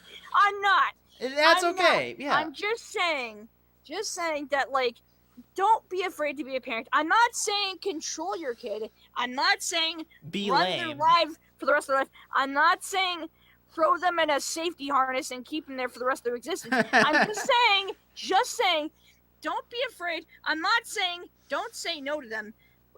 That's up to you. But I'm just saying, if just because a kid says they're gonna be okay with a thing like an R-rated movie, it doesn't necessarily mean. I'm not saying they're lying to you. I'm always saying it doesn't necessarily mean that they're gonna be fully okay. Because sometimes even a kid will have their expectations thrown through a loop, and they will be kind of creeped out or weirded out by a thing. I'm just saying it can happen.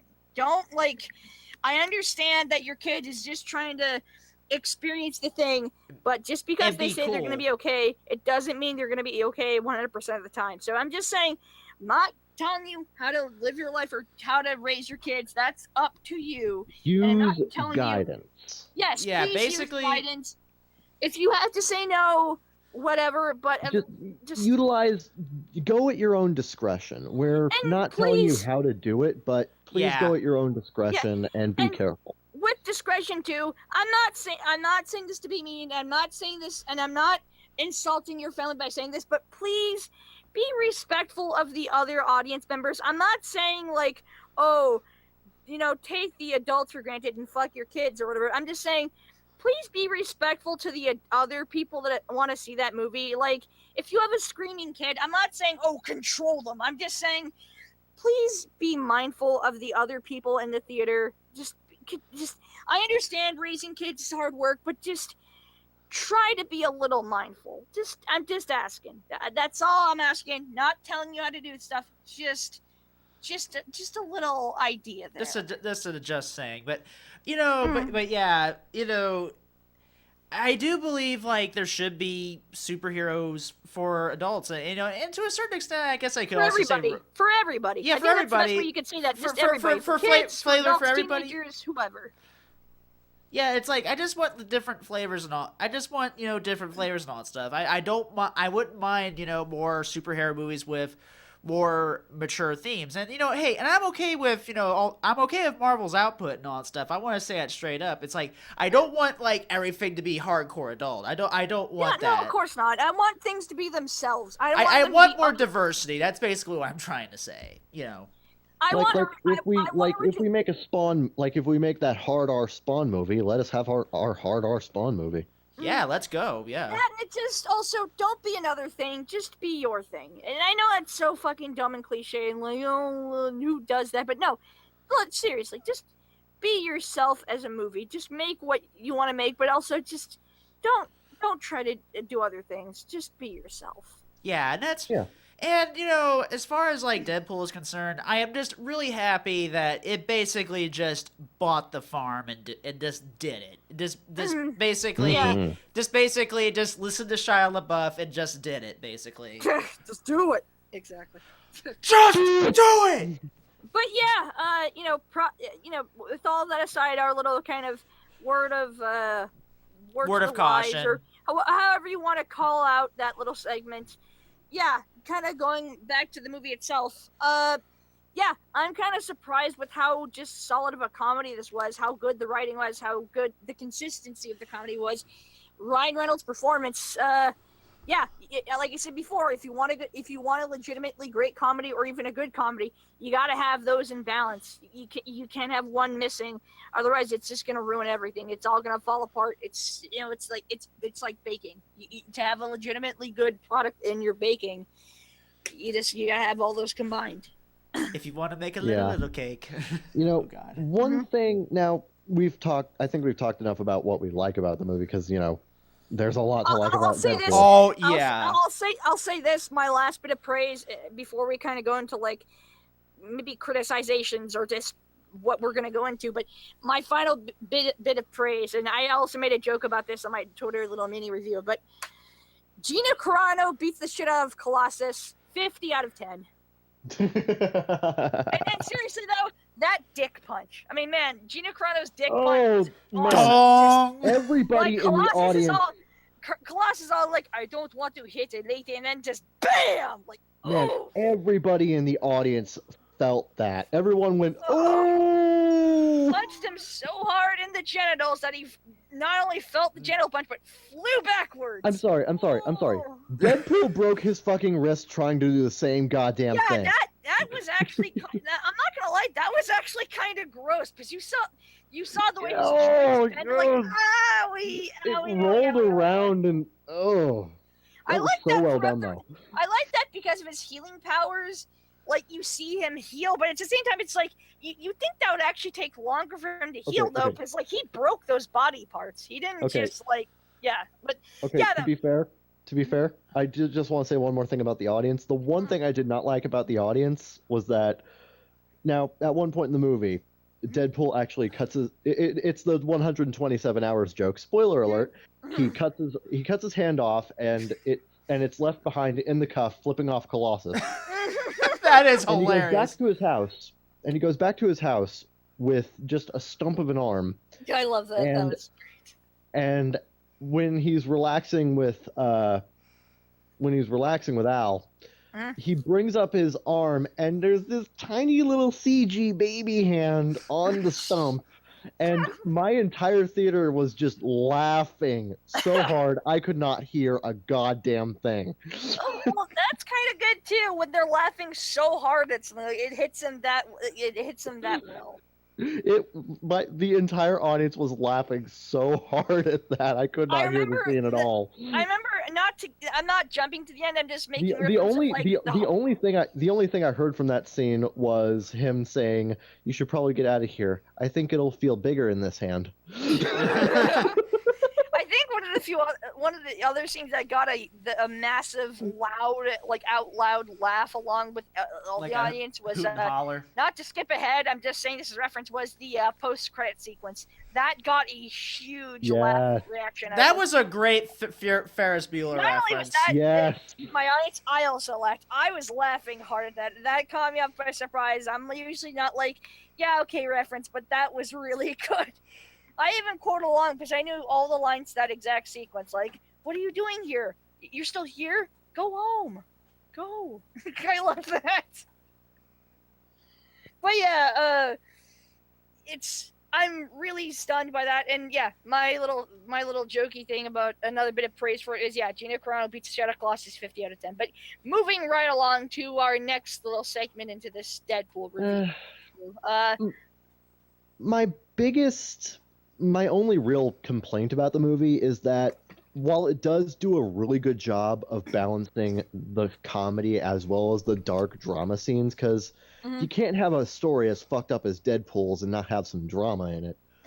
But I felt that the drama scenes kind of slowed the movie down a bit too much. I mean, I kind of wondered how they were going to even handle an origin story because this is an origin. That's how these things go. Yeah. This is going to be an origin story. I like how the how movie would they actually even started handle in this? medias res. That was actually very well done. I appreciate that too. They didn't go with the generic origin story because it's like, come on, we've seen this already a billion times. You got to do something interesting with your origin story. Yeah, pretty much. I can agree to that. Yeah. Yeah. Andre the Black Nerd actually said he really liked how they did this origin story, like reveal bits and pieces of the origin story as they pop up in the movie itself. And they should and he probably do that with the next Spider-Man movie. Yeah, if you're gonna do an origin story, please cut to the chase. Fucking get to the point. Like, do some editing with it. Do something interesting with it. Yeah, and Deadpool did that really well. But even so, I felt that a couple of the dramatic scenes dragged on a bit. The movie definitely swung back before it got dull, but there were points where I was just like, get on with it. Yeah, I definitely, I mean, there wasn't, I mean, here's the thing, I never really felt bored throughout it, to be honest. No, not really bored. It's just like, okay. Get to the point already kind of thing. I was a little surprised with what they did with the villains. I felt like even for a superhero movie, it was still just a little too cliche for my liking, even with like the revenge plot. But just like, I was surprised with what they did with the villains overall, because like the villains are in the movie throughout the entire movie. They're not like a halfway point. They're in it through the entire run. One bit of criticism that I do actually mean is a bit of criticism, even though I've heard some other people say that like they were glad that they did this that way. But listen, for all the songs of praises I sung for her being in this, I didn't really like that Gina Carano is mostly silent in this. I thought her performance in it was great. Her body, her body actions and her body of acting in this was great. All the physical stuff she did, the fighting scenes were great. But just like, Yeah, I wish they gave her Angel just a bit Dust. more to do than just be a lackey. Like, she's Yeah, great, but I don't know, give her a bit more to play with. Yeah, Angel Dust was definitely underutilized in this movie. And when she is, it's great. But that's the thing, though. It's such a rare moment where she gets to have her time in the sun. Where like, and when she does, it's great. And those are some of my favorite moments of the entire movie. But it's still, just like, you could have given her a bit more to do. Though I do have to admit, she gets some great scenes with Colossus. Mhm. It's like, oh, I'm like her boob accidentally falls out Yeah, of her. I love that. And I It's love like, that oh, I I'm like sorry, I'm sorry. I She's like, love oh, how that. I sweet. yeah, exactly. I like that she like thanks him too. It's like, oh, thank you. That's so sweet. Puts her boob back in her top. Oh, I love Then back to That was a fighting. fucking great scene.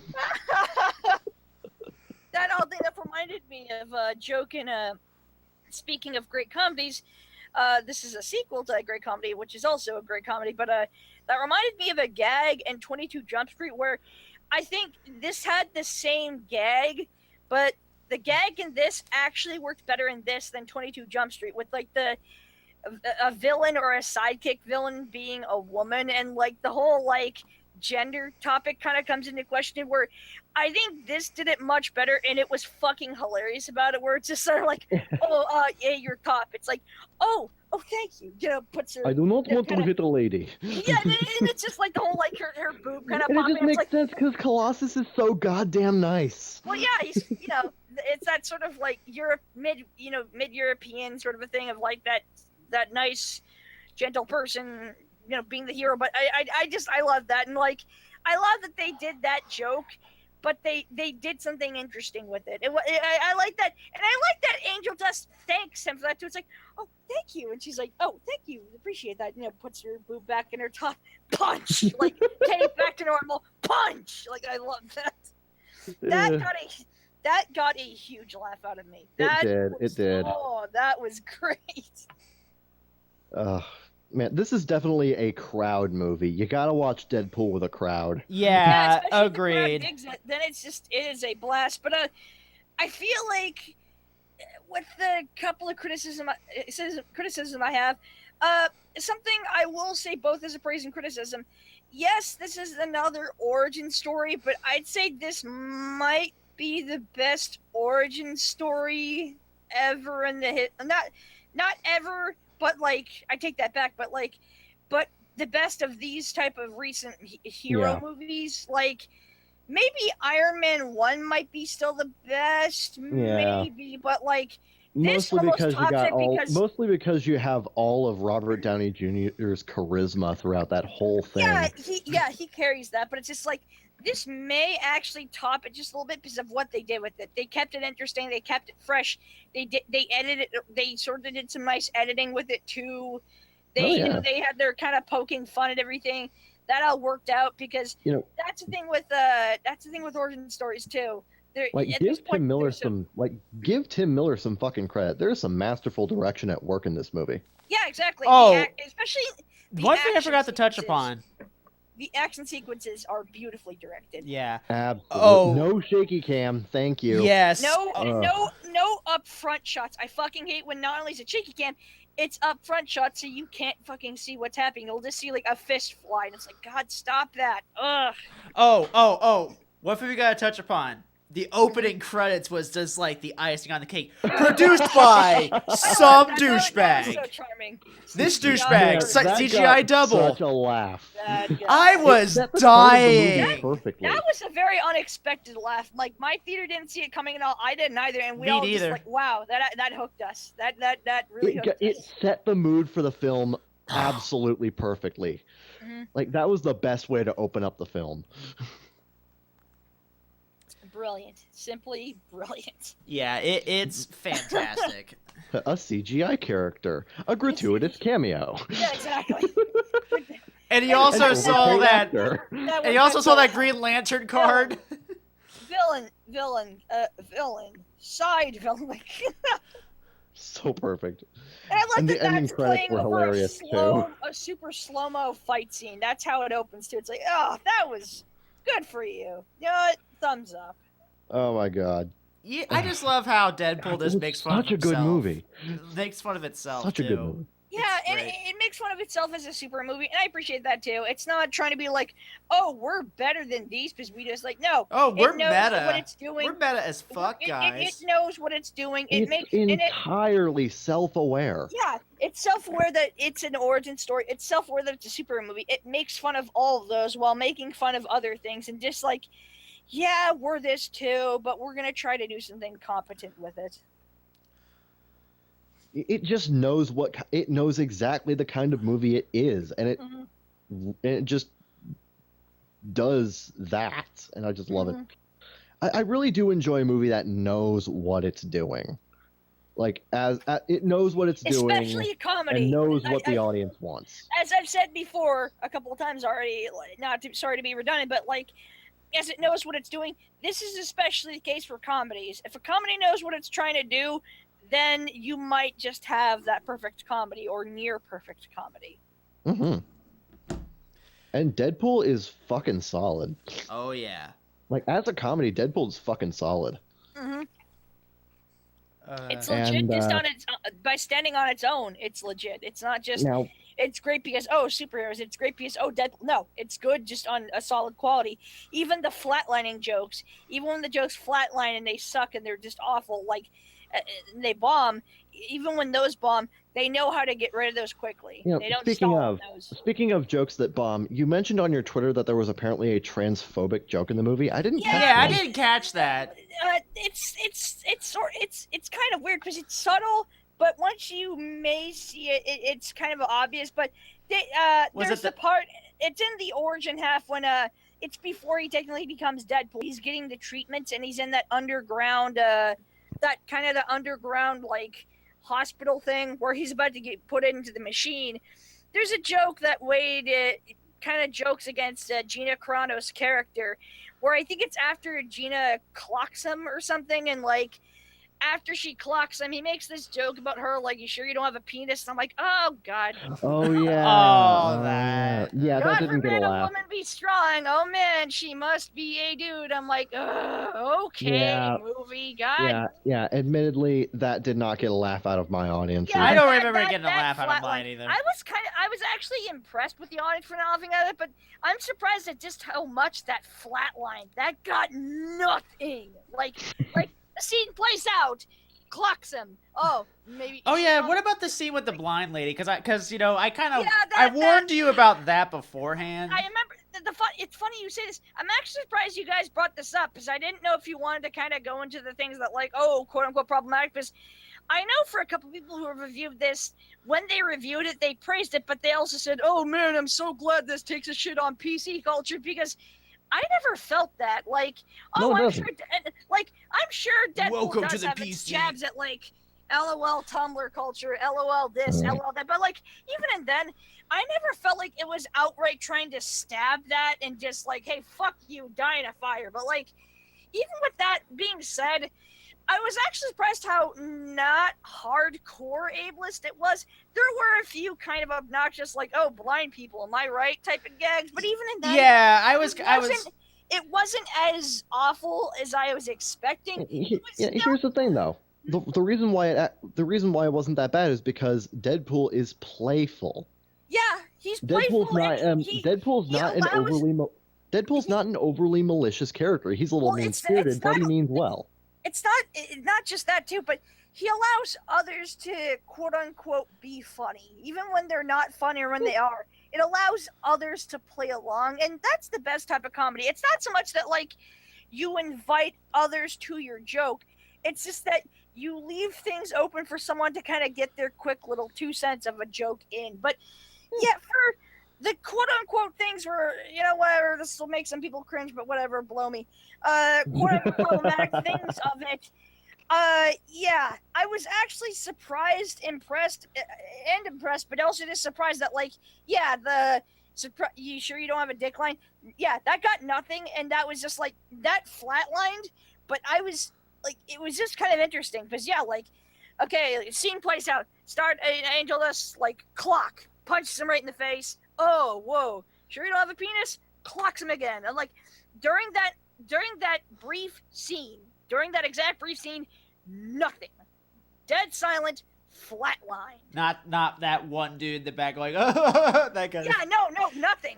Dead silence. And my theater was packed. Every seat was filled out.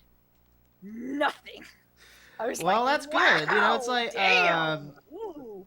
I don't remember any jokes that annoyed me in particular, but you know, I just remember I'd say just aside from that and like the one blind joke, which I'm like, yeah, okay, fine, whatever. yeah, You that's get the one thing I that's one thing I- that's one thing I, that's your one thing or that's your thing, so fine. But like other than those, I was surprised at just how competent the writing was and how consistent it was because once again, that's a key to a good comedy, consistency. But to those that sort of flatlined and yeah, to those that were flatlining and were nothing, I'm surprised at how quickly they kind of erased those. It's like, yeah, okay, yeah, that sucked. We're sorry. Here's a good one. Here's a good bit. Here's a good thing coming right up right now. It's like they went on with the next joke before the crickets could start chirping. Not only that too, but I appreciate that he didn't try to erase them. Like they know, like they didn't try to erase the fact that like that sucked. They realized like that what they didn't make an excuse for it, but they also didn't try to erase its history. They just went with it, and then they moved on. Like, okay, yeah, we know. So like, you know, this is a bunch of writers making jokes. There are going to be some shit flatliners. But don't worry, we made a funny joke right after, so that way, like, you'll get the laughter kind of back going. You'll have it going again. Yeah, so I do. Yeah, I'll give Deadpool that. Even if the jokes do flatline, it comes back swinging. yeah. And when it does, not only does it hit, it hits really hard. Because, like I Oh said, yeah, hard like hitter. it bust to gut laughter. yeah, exactly. Especially the ones that caught me off guard too. Like I said, yeah, that Colossus versus Angel Dust fight. I love that. Like, Speaking he of was which, nice enough to point that out about her top, and I like that she stops and thanks him before yeah, punching. I love that tiny little character moment there. A lot of movies would just completely gloss that over. Either if they do bring it out, it'll just be one side of that will kind of partake into that joke, and the other side will just like, no, I'm still the villain. Like, no, they'll stop, have their they stopped, had their moment, and then continued, and that's what made that joke work so well. Yes. That Oh my got god. such a huge gut laugh out of me. I can't believe how hard I laughed. Oh my god. Oh my god. Yeah, that's. Let me guess. That's like your favorite joke in the movie, huh? That maybe the shoot Honestly, the thing, even though that was more of a reference than an actual joke, that kind of got me. I'm like, that was good. And then how he honest to stops God. midway, I thought that was funny. Oh man, I don't even know where to begin. Like, what could be my quote unquote favorite joke? It's just there's too many to It's pick. the one that got. I think my favorite joke in the movie. It's the one that got me laughing the hardest.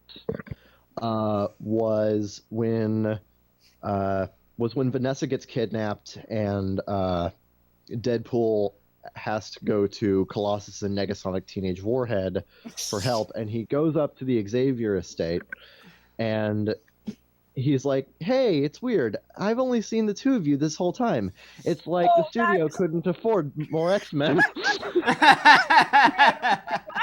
20th Century Fox didn't think you would actually bring that up. I thought you would try to avoid it as much as possible, but no, you brought that up like, nope, we're in a bit of a custody battle with Marvel at the moment.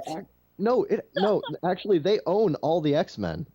Fox owns all the X-Men. It's just that the movie has such a goddamn low budget of like 50 million. The movie actually had its budget slashed by 7 million before production began. So they actually had to do a quick restructuring of the script to actually make it work under the new guidelines. They actually combined a bunch of characters into Angel Dust and had to remove a couple of other characters. So yeah, they could only afford 2 X-Men. It's kind of funny to see that like low palette of characters too. Where like, no, it's not some big star-studded Avengers cast. Like, no, it's just like 1, 2, 3, 4, 5, 6. Okay, there's your characters. That's it. Like that's all you get. Like, nope, that's Yeah, it. it was a refreshingly small film. I liked it. Yeah, I think that oddly enough, for as much as that could also seem be a negative, it ends up being a huge positive for the movie because those characters all work well in the realm of the comedy that the movie's trying to go for. And above all, the movie's much more focused for it.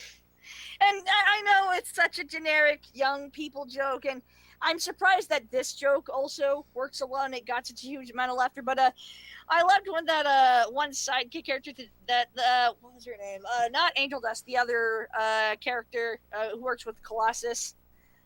Shit. Wow, I'm terrible for blanking on her name. Negasonic Teenage Warhead. Yeah, there you go. I just fucking said her name. Yeah, there you go. Yeah, there you go. Exactly. Yeah, I know, right? That I think that's why I forgot it. It's such a long-winded title, but Negasonic Teenage Warhead. I like that right before they do that big final battle. She's on her phone, just kind of texting things like, "Oh, don't let me stop you from, yeah, sure, hashtag." Yeah, go ahead. Hashtag it, yo. I usually hate when they do that, like old people rag on young people for their phones and shit. I hate that shit too. I usually hate that because I just think it's obnoxious, but that got a huge laugh out of me. Like, yeah, hey, me too. Oh, don't let me stop you. Yeah, go ahead. Hashtag it. I'm like, I like her. Just like what is she doing on that phone? Is Give she me a sec. It's like, yo, hold on. It's like open Twitter. OMG, about to go into a big fight. About to do big fight. Gotta do it. Okay, there we go. Boop. No, it's I don't know, using like generic stupid lead speak, like, hold on, BRB, about to do a big fight. BRB. Watch me on the 6 o'clock news a little bit later. Exactly. Hashtag big fight. Okay, see you all later. TTG. Like, something like that. Like, that's why I imagine she's like typing on her touch screen, just like, okay, BRB fight. BRB fight time. Exactly. And I love that Deadpool's like, oh, don't let me stop you. Yeah, good. Hashtag it. Like, another great. Another really good joke in the movie is when Deadpool actually gets his name. Because here's the thing: whenever these characters get their names, they figure out like somehow how they're gonna get their name, like Superman or Batman or something like that. Yeah. You never see them fuck it up. Yeah, Like exactly. they always have that perfect line: "I'm going to be." I'm blank, and then it's like, wow, that line. Oh, that was so great. But here it's like, no, Deadpool, Captain Deadpool. No, It's like, just Deadpool, just Deadpool. No. That doesn't work. Exactly. And oddly enough, something that actually did make me laugh, and it wasn't related to the movie itself, but it was actually a. Most of the time, these sort of humorous ad campaigns don't actually hook me. Like, most of the time, I actually don't find them to be funny, but I do like this, and I appreciate that the movie made fun of it too. Kind of made fun of its own ad campaign while still being an ad campaign. Was one of the jokes that they had was that emoji poster of the skull, the poop, and the skull poople. No, that's not the thing I found funny. Like, I thought that was interesting. Like, oh god, giant emojis. But what I thought was funny was that one of the other posters for Deadpool it's one of the more main looking posters of Deadpool posing. What I love about that one is the fact that they call that one skull poople, and that got a good laugh out of me. I'm not gonna lie. And I even used that fucking joke. Come on, like, all right, everybody, gonna go see Skull Poople, and I'm like, that was Poople. Yeah, that was great. That was great. Skull It's the best ad campaign I've seen in years. It's a great ad campaign. I'm surprised it worked. And one that didn't get a laugh on me, but I still liked it, was that romantic comedy poster where it's yeah. And like they're posing together and they're like looking at the sunset. And it's like, Deadpool, love is something, and it's like opening February the 12th. Like, that was great.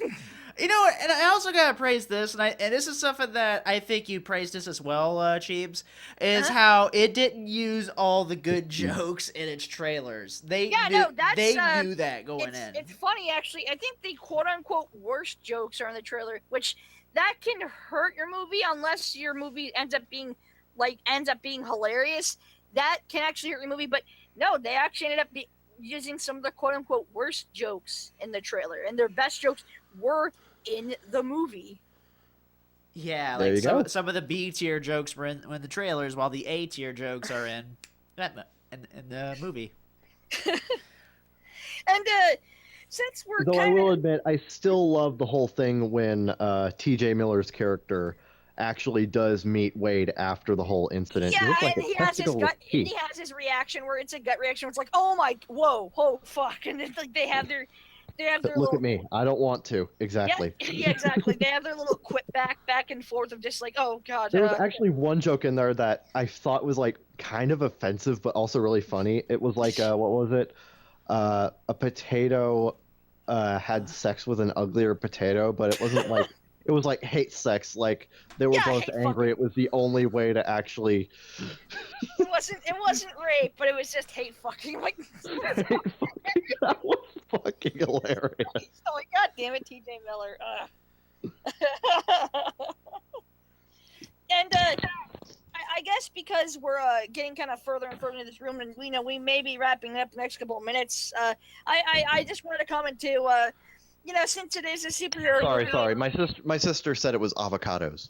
Oh yeah, it was Avocado, avocados. yeah. Thank you, Kevin's sister, for that chime in. Much appreciated. Anyways, something that I wanted to comment on, and of course, like every superhero movie ever, especially modern ones, you got to have it. Its post-credit scene was great, and it's weird because that was the most pop culture referencey thing about that movie. Even that worked as a legitimately funny moment. That got a I think it huge worked laugh out of my audience. And I think it worked because you actually had to sit in the fucking theater, Yeah. wait 3 minutes, and then get another fucking reference. Yeah, and that reference works too. It's also funny. It works well, and that was great. That got a huge laugh out of my audience. That got a laugh out of me. I was like, you know what? Okay, movie, you get another point. But yeah, that was great. That was really funny. The way they kind of capped off, I'm like, yeah, all right. If they're gonna do a sequel, oh man, you've got some.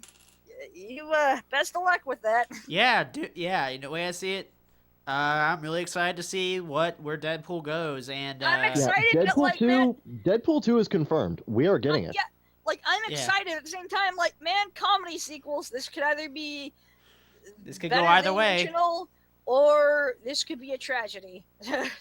Hey, I'm optimistic for it. Yeah, They because got the same same writers here. coming back, and I they're hope- planning I on hope- getting Tim Miller back to direct. I hope the best for it. I just hope it can, top it. I hope it can be a competent comedy sequel, because comedy sequels, they have a reputation of being terrible. It's Yeah, rare when they a do. comedy sequel is either good or better than the original. Oh yeah. That is super rare. yeah. All But, right. So overall, let's rate the movie, and let's get to the closing statements. Mhm. For my rating, probably gonna give it a 9 out of 10. Yeah, 9 out of 10 for me as well. Because again, it did slow down in a couple of areas, and a couple of the jokes really died. Yeah, it when they did. when they do flatline, it's noticeable. But like we said it before, but like it makes the funnier parts funnier, because they like, Yeah, it okay, comes back swinging. that tanked. We're gonna do something better. Don't worry, it's coming. Yeah. I will admit, even though the jokes do die, they don't die for long. Yeah, they're quick. They're quick and efficient. It's like, all right, now to this. It's like, Yeah. hey, what about this? No, that didn't work. Okay, on to something else. Yeah, exactly. They like I said too, the way they wrote it, it's like they acknowledge that it sucked and it flatlined, but they don't erase it per se, but they also don't try to cover it up. Like, no, don't cover it up. That just makes it worse. Don't Yeah, do it.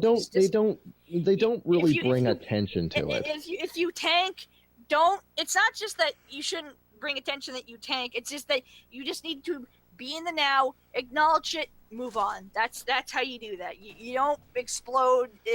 Even if you do explode, the best thing to do is just like apologize, just And then kind of move cut to the on. chase, and then just go. Just Yeah. go. Yeah, Keep moving.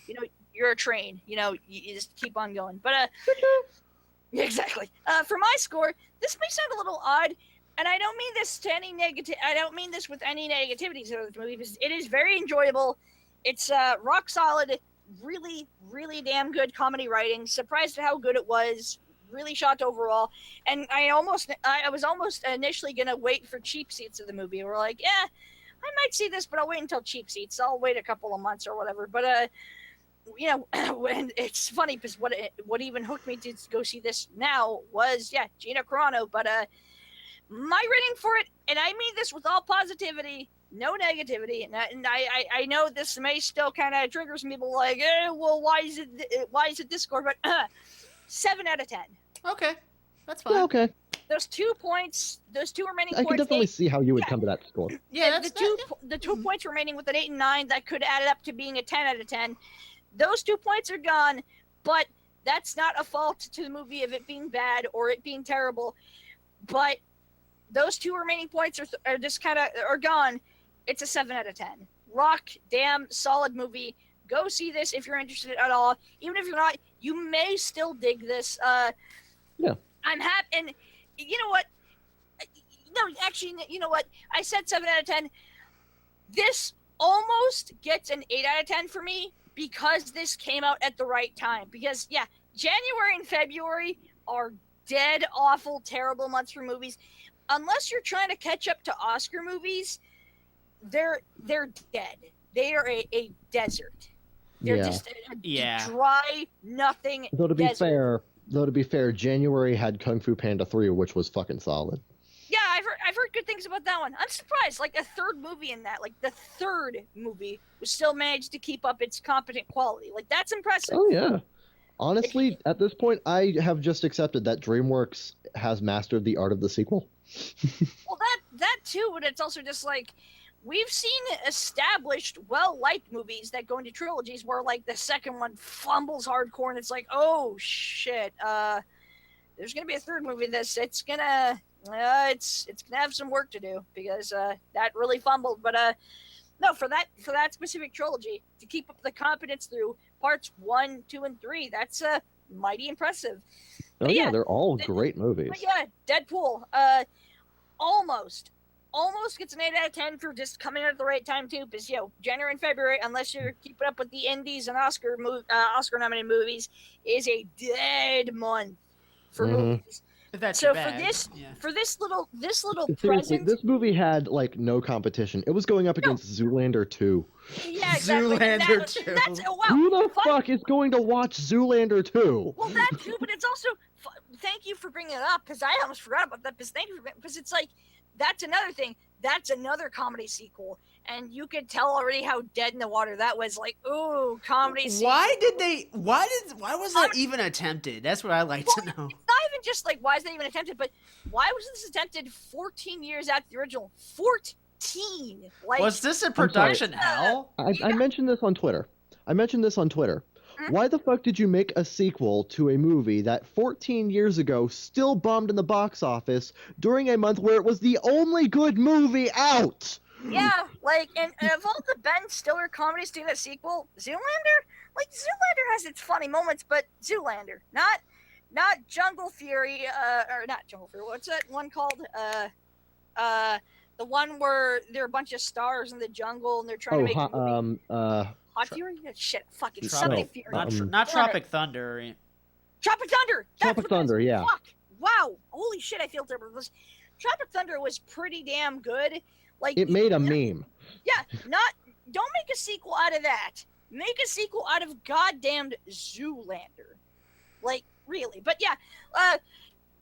this movie almost gets an 8 out of 10 for me because this was such a treat. Like, what a nice little present in the dead month of cinema. Where January, February, it's a desert. It's like finding that pond. It's like finding that gulf of water in a awful dry desert. Yeah, it is like, and it's real. It's not a facade. It's not whatever.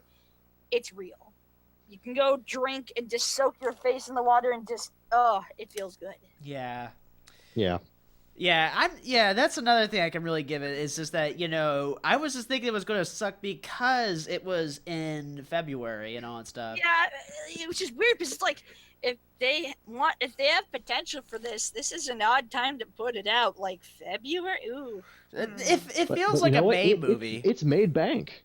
It's made Yeah, bank. it has. It's impressive too how much it's made bank. Holy It had crap! a gigantic opening.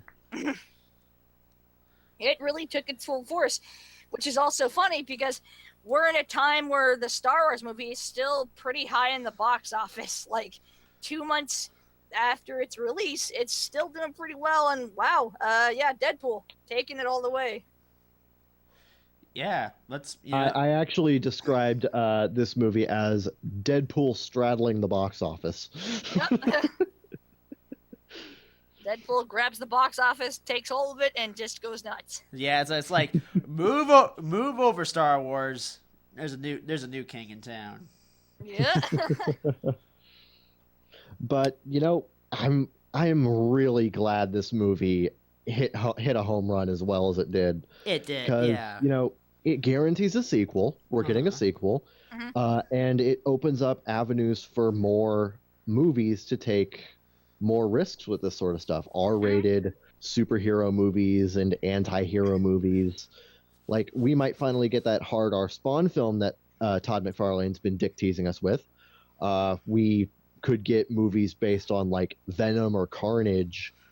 Like, I'd go to see a Carnage movie. Okay, I'd be down. I think for as much as they've dicked around with the character of Venom, and like I'm not the biggest fan of Venom when it comes to comic booky shit, I'd still go see it. It's like if it's gonna be as competent as this, and if it's gonna have some actual solid quality to it, you know what? Fine.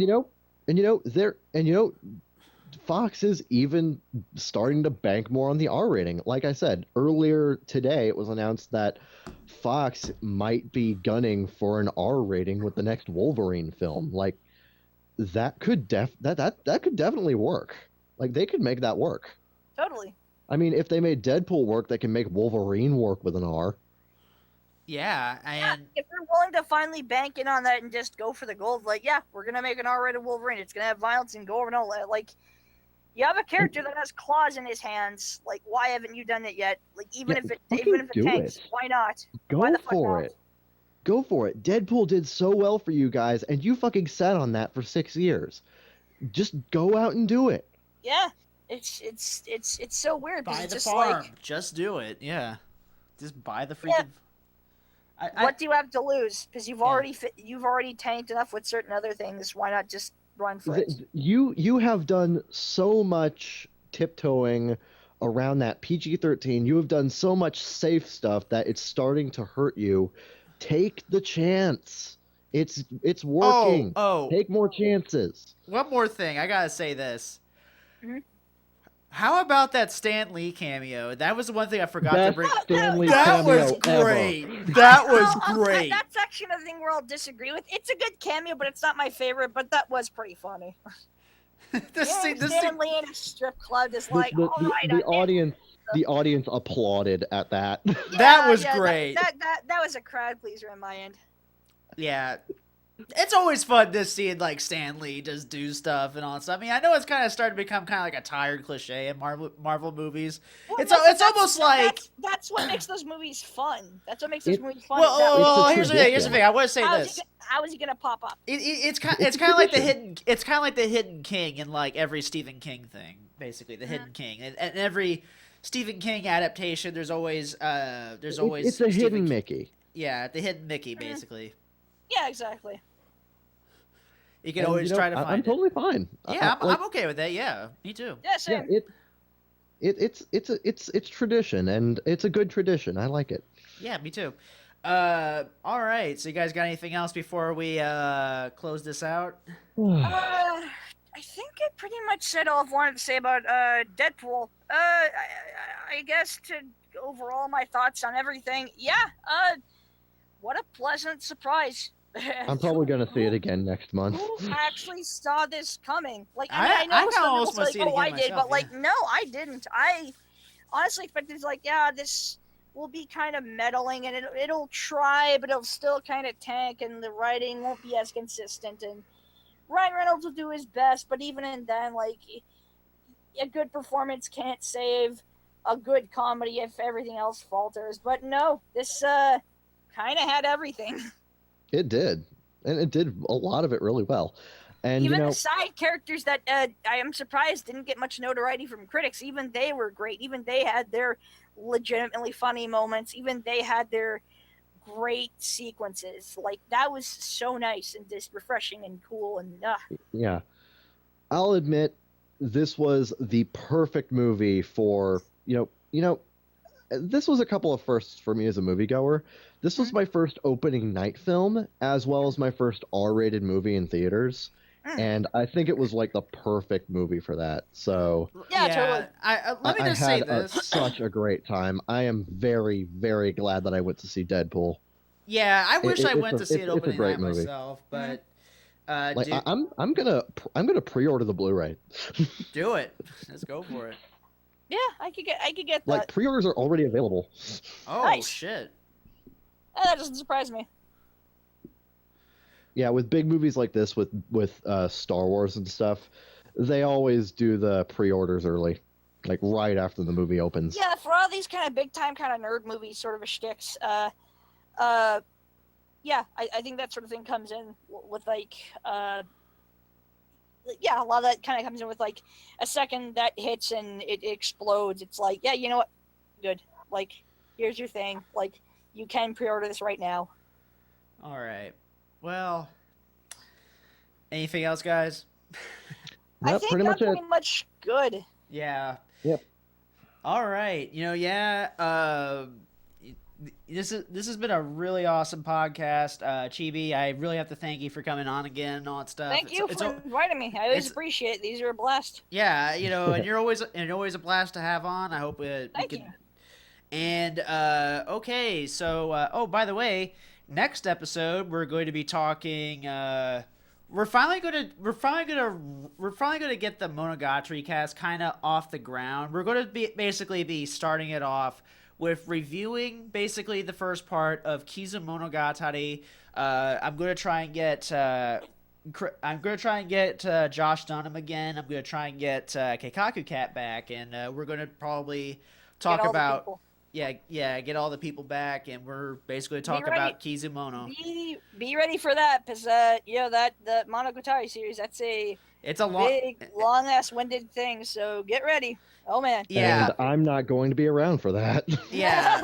Yeah. So. Yeah, I mean, but for those who are interested in that, get ready. It's gonna be a good one. Oh man. Yeah, I mean, this is gonna be the first part of the series because I was originally supposed to do that actually this Friday, the Friday before the Friday that I saw Deadpool on, but due to kind of I kind of work kind of got in the way, and I kind of didn't feel like trying to wrap my head around Monogatari and all that stuff. But I am going to be getting to it eventually. So to all the people that were disappointed that I did not get Monogatari out this Valentine's Day week, and I really do apologize for that. I really do. It's just that life has kind of been a little crazy on my end. I'm not really going to go into all that bull crap, but life happens. That's just what happens sometimes. Life just happens. Basically adult problems, that kind of thing. Well, if it's the same with you, I think we should close the show out now. Oh, okay, all right. So because I got some stuff to do anyway, so yeah, we do. All right, so that's it for now. As always, I'm Cube the Third. I'm Kevin Faulkner. And I'm ChibiUFO. And even though the fourth wall gets broken every time we say it, this is otaku. This is Otaku Midnight.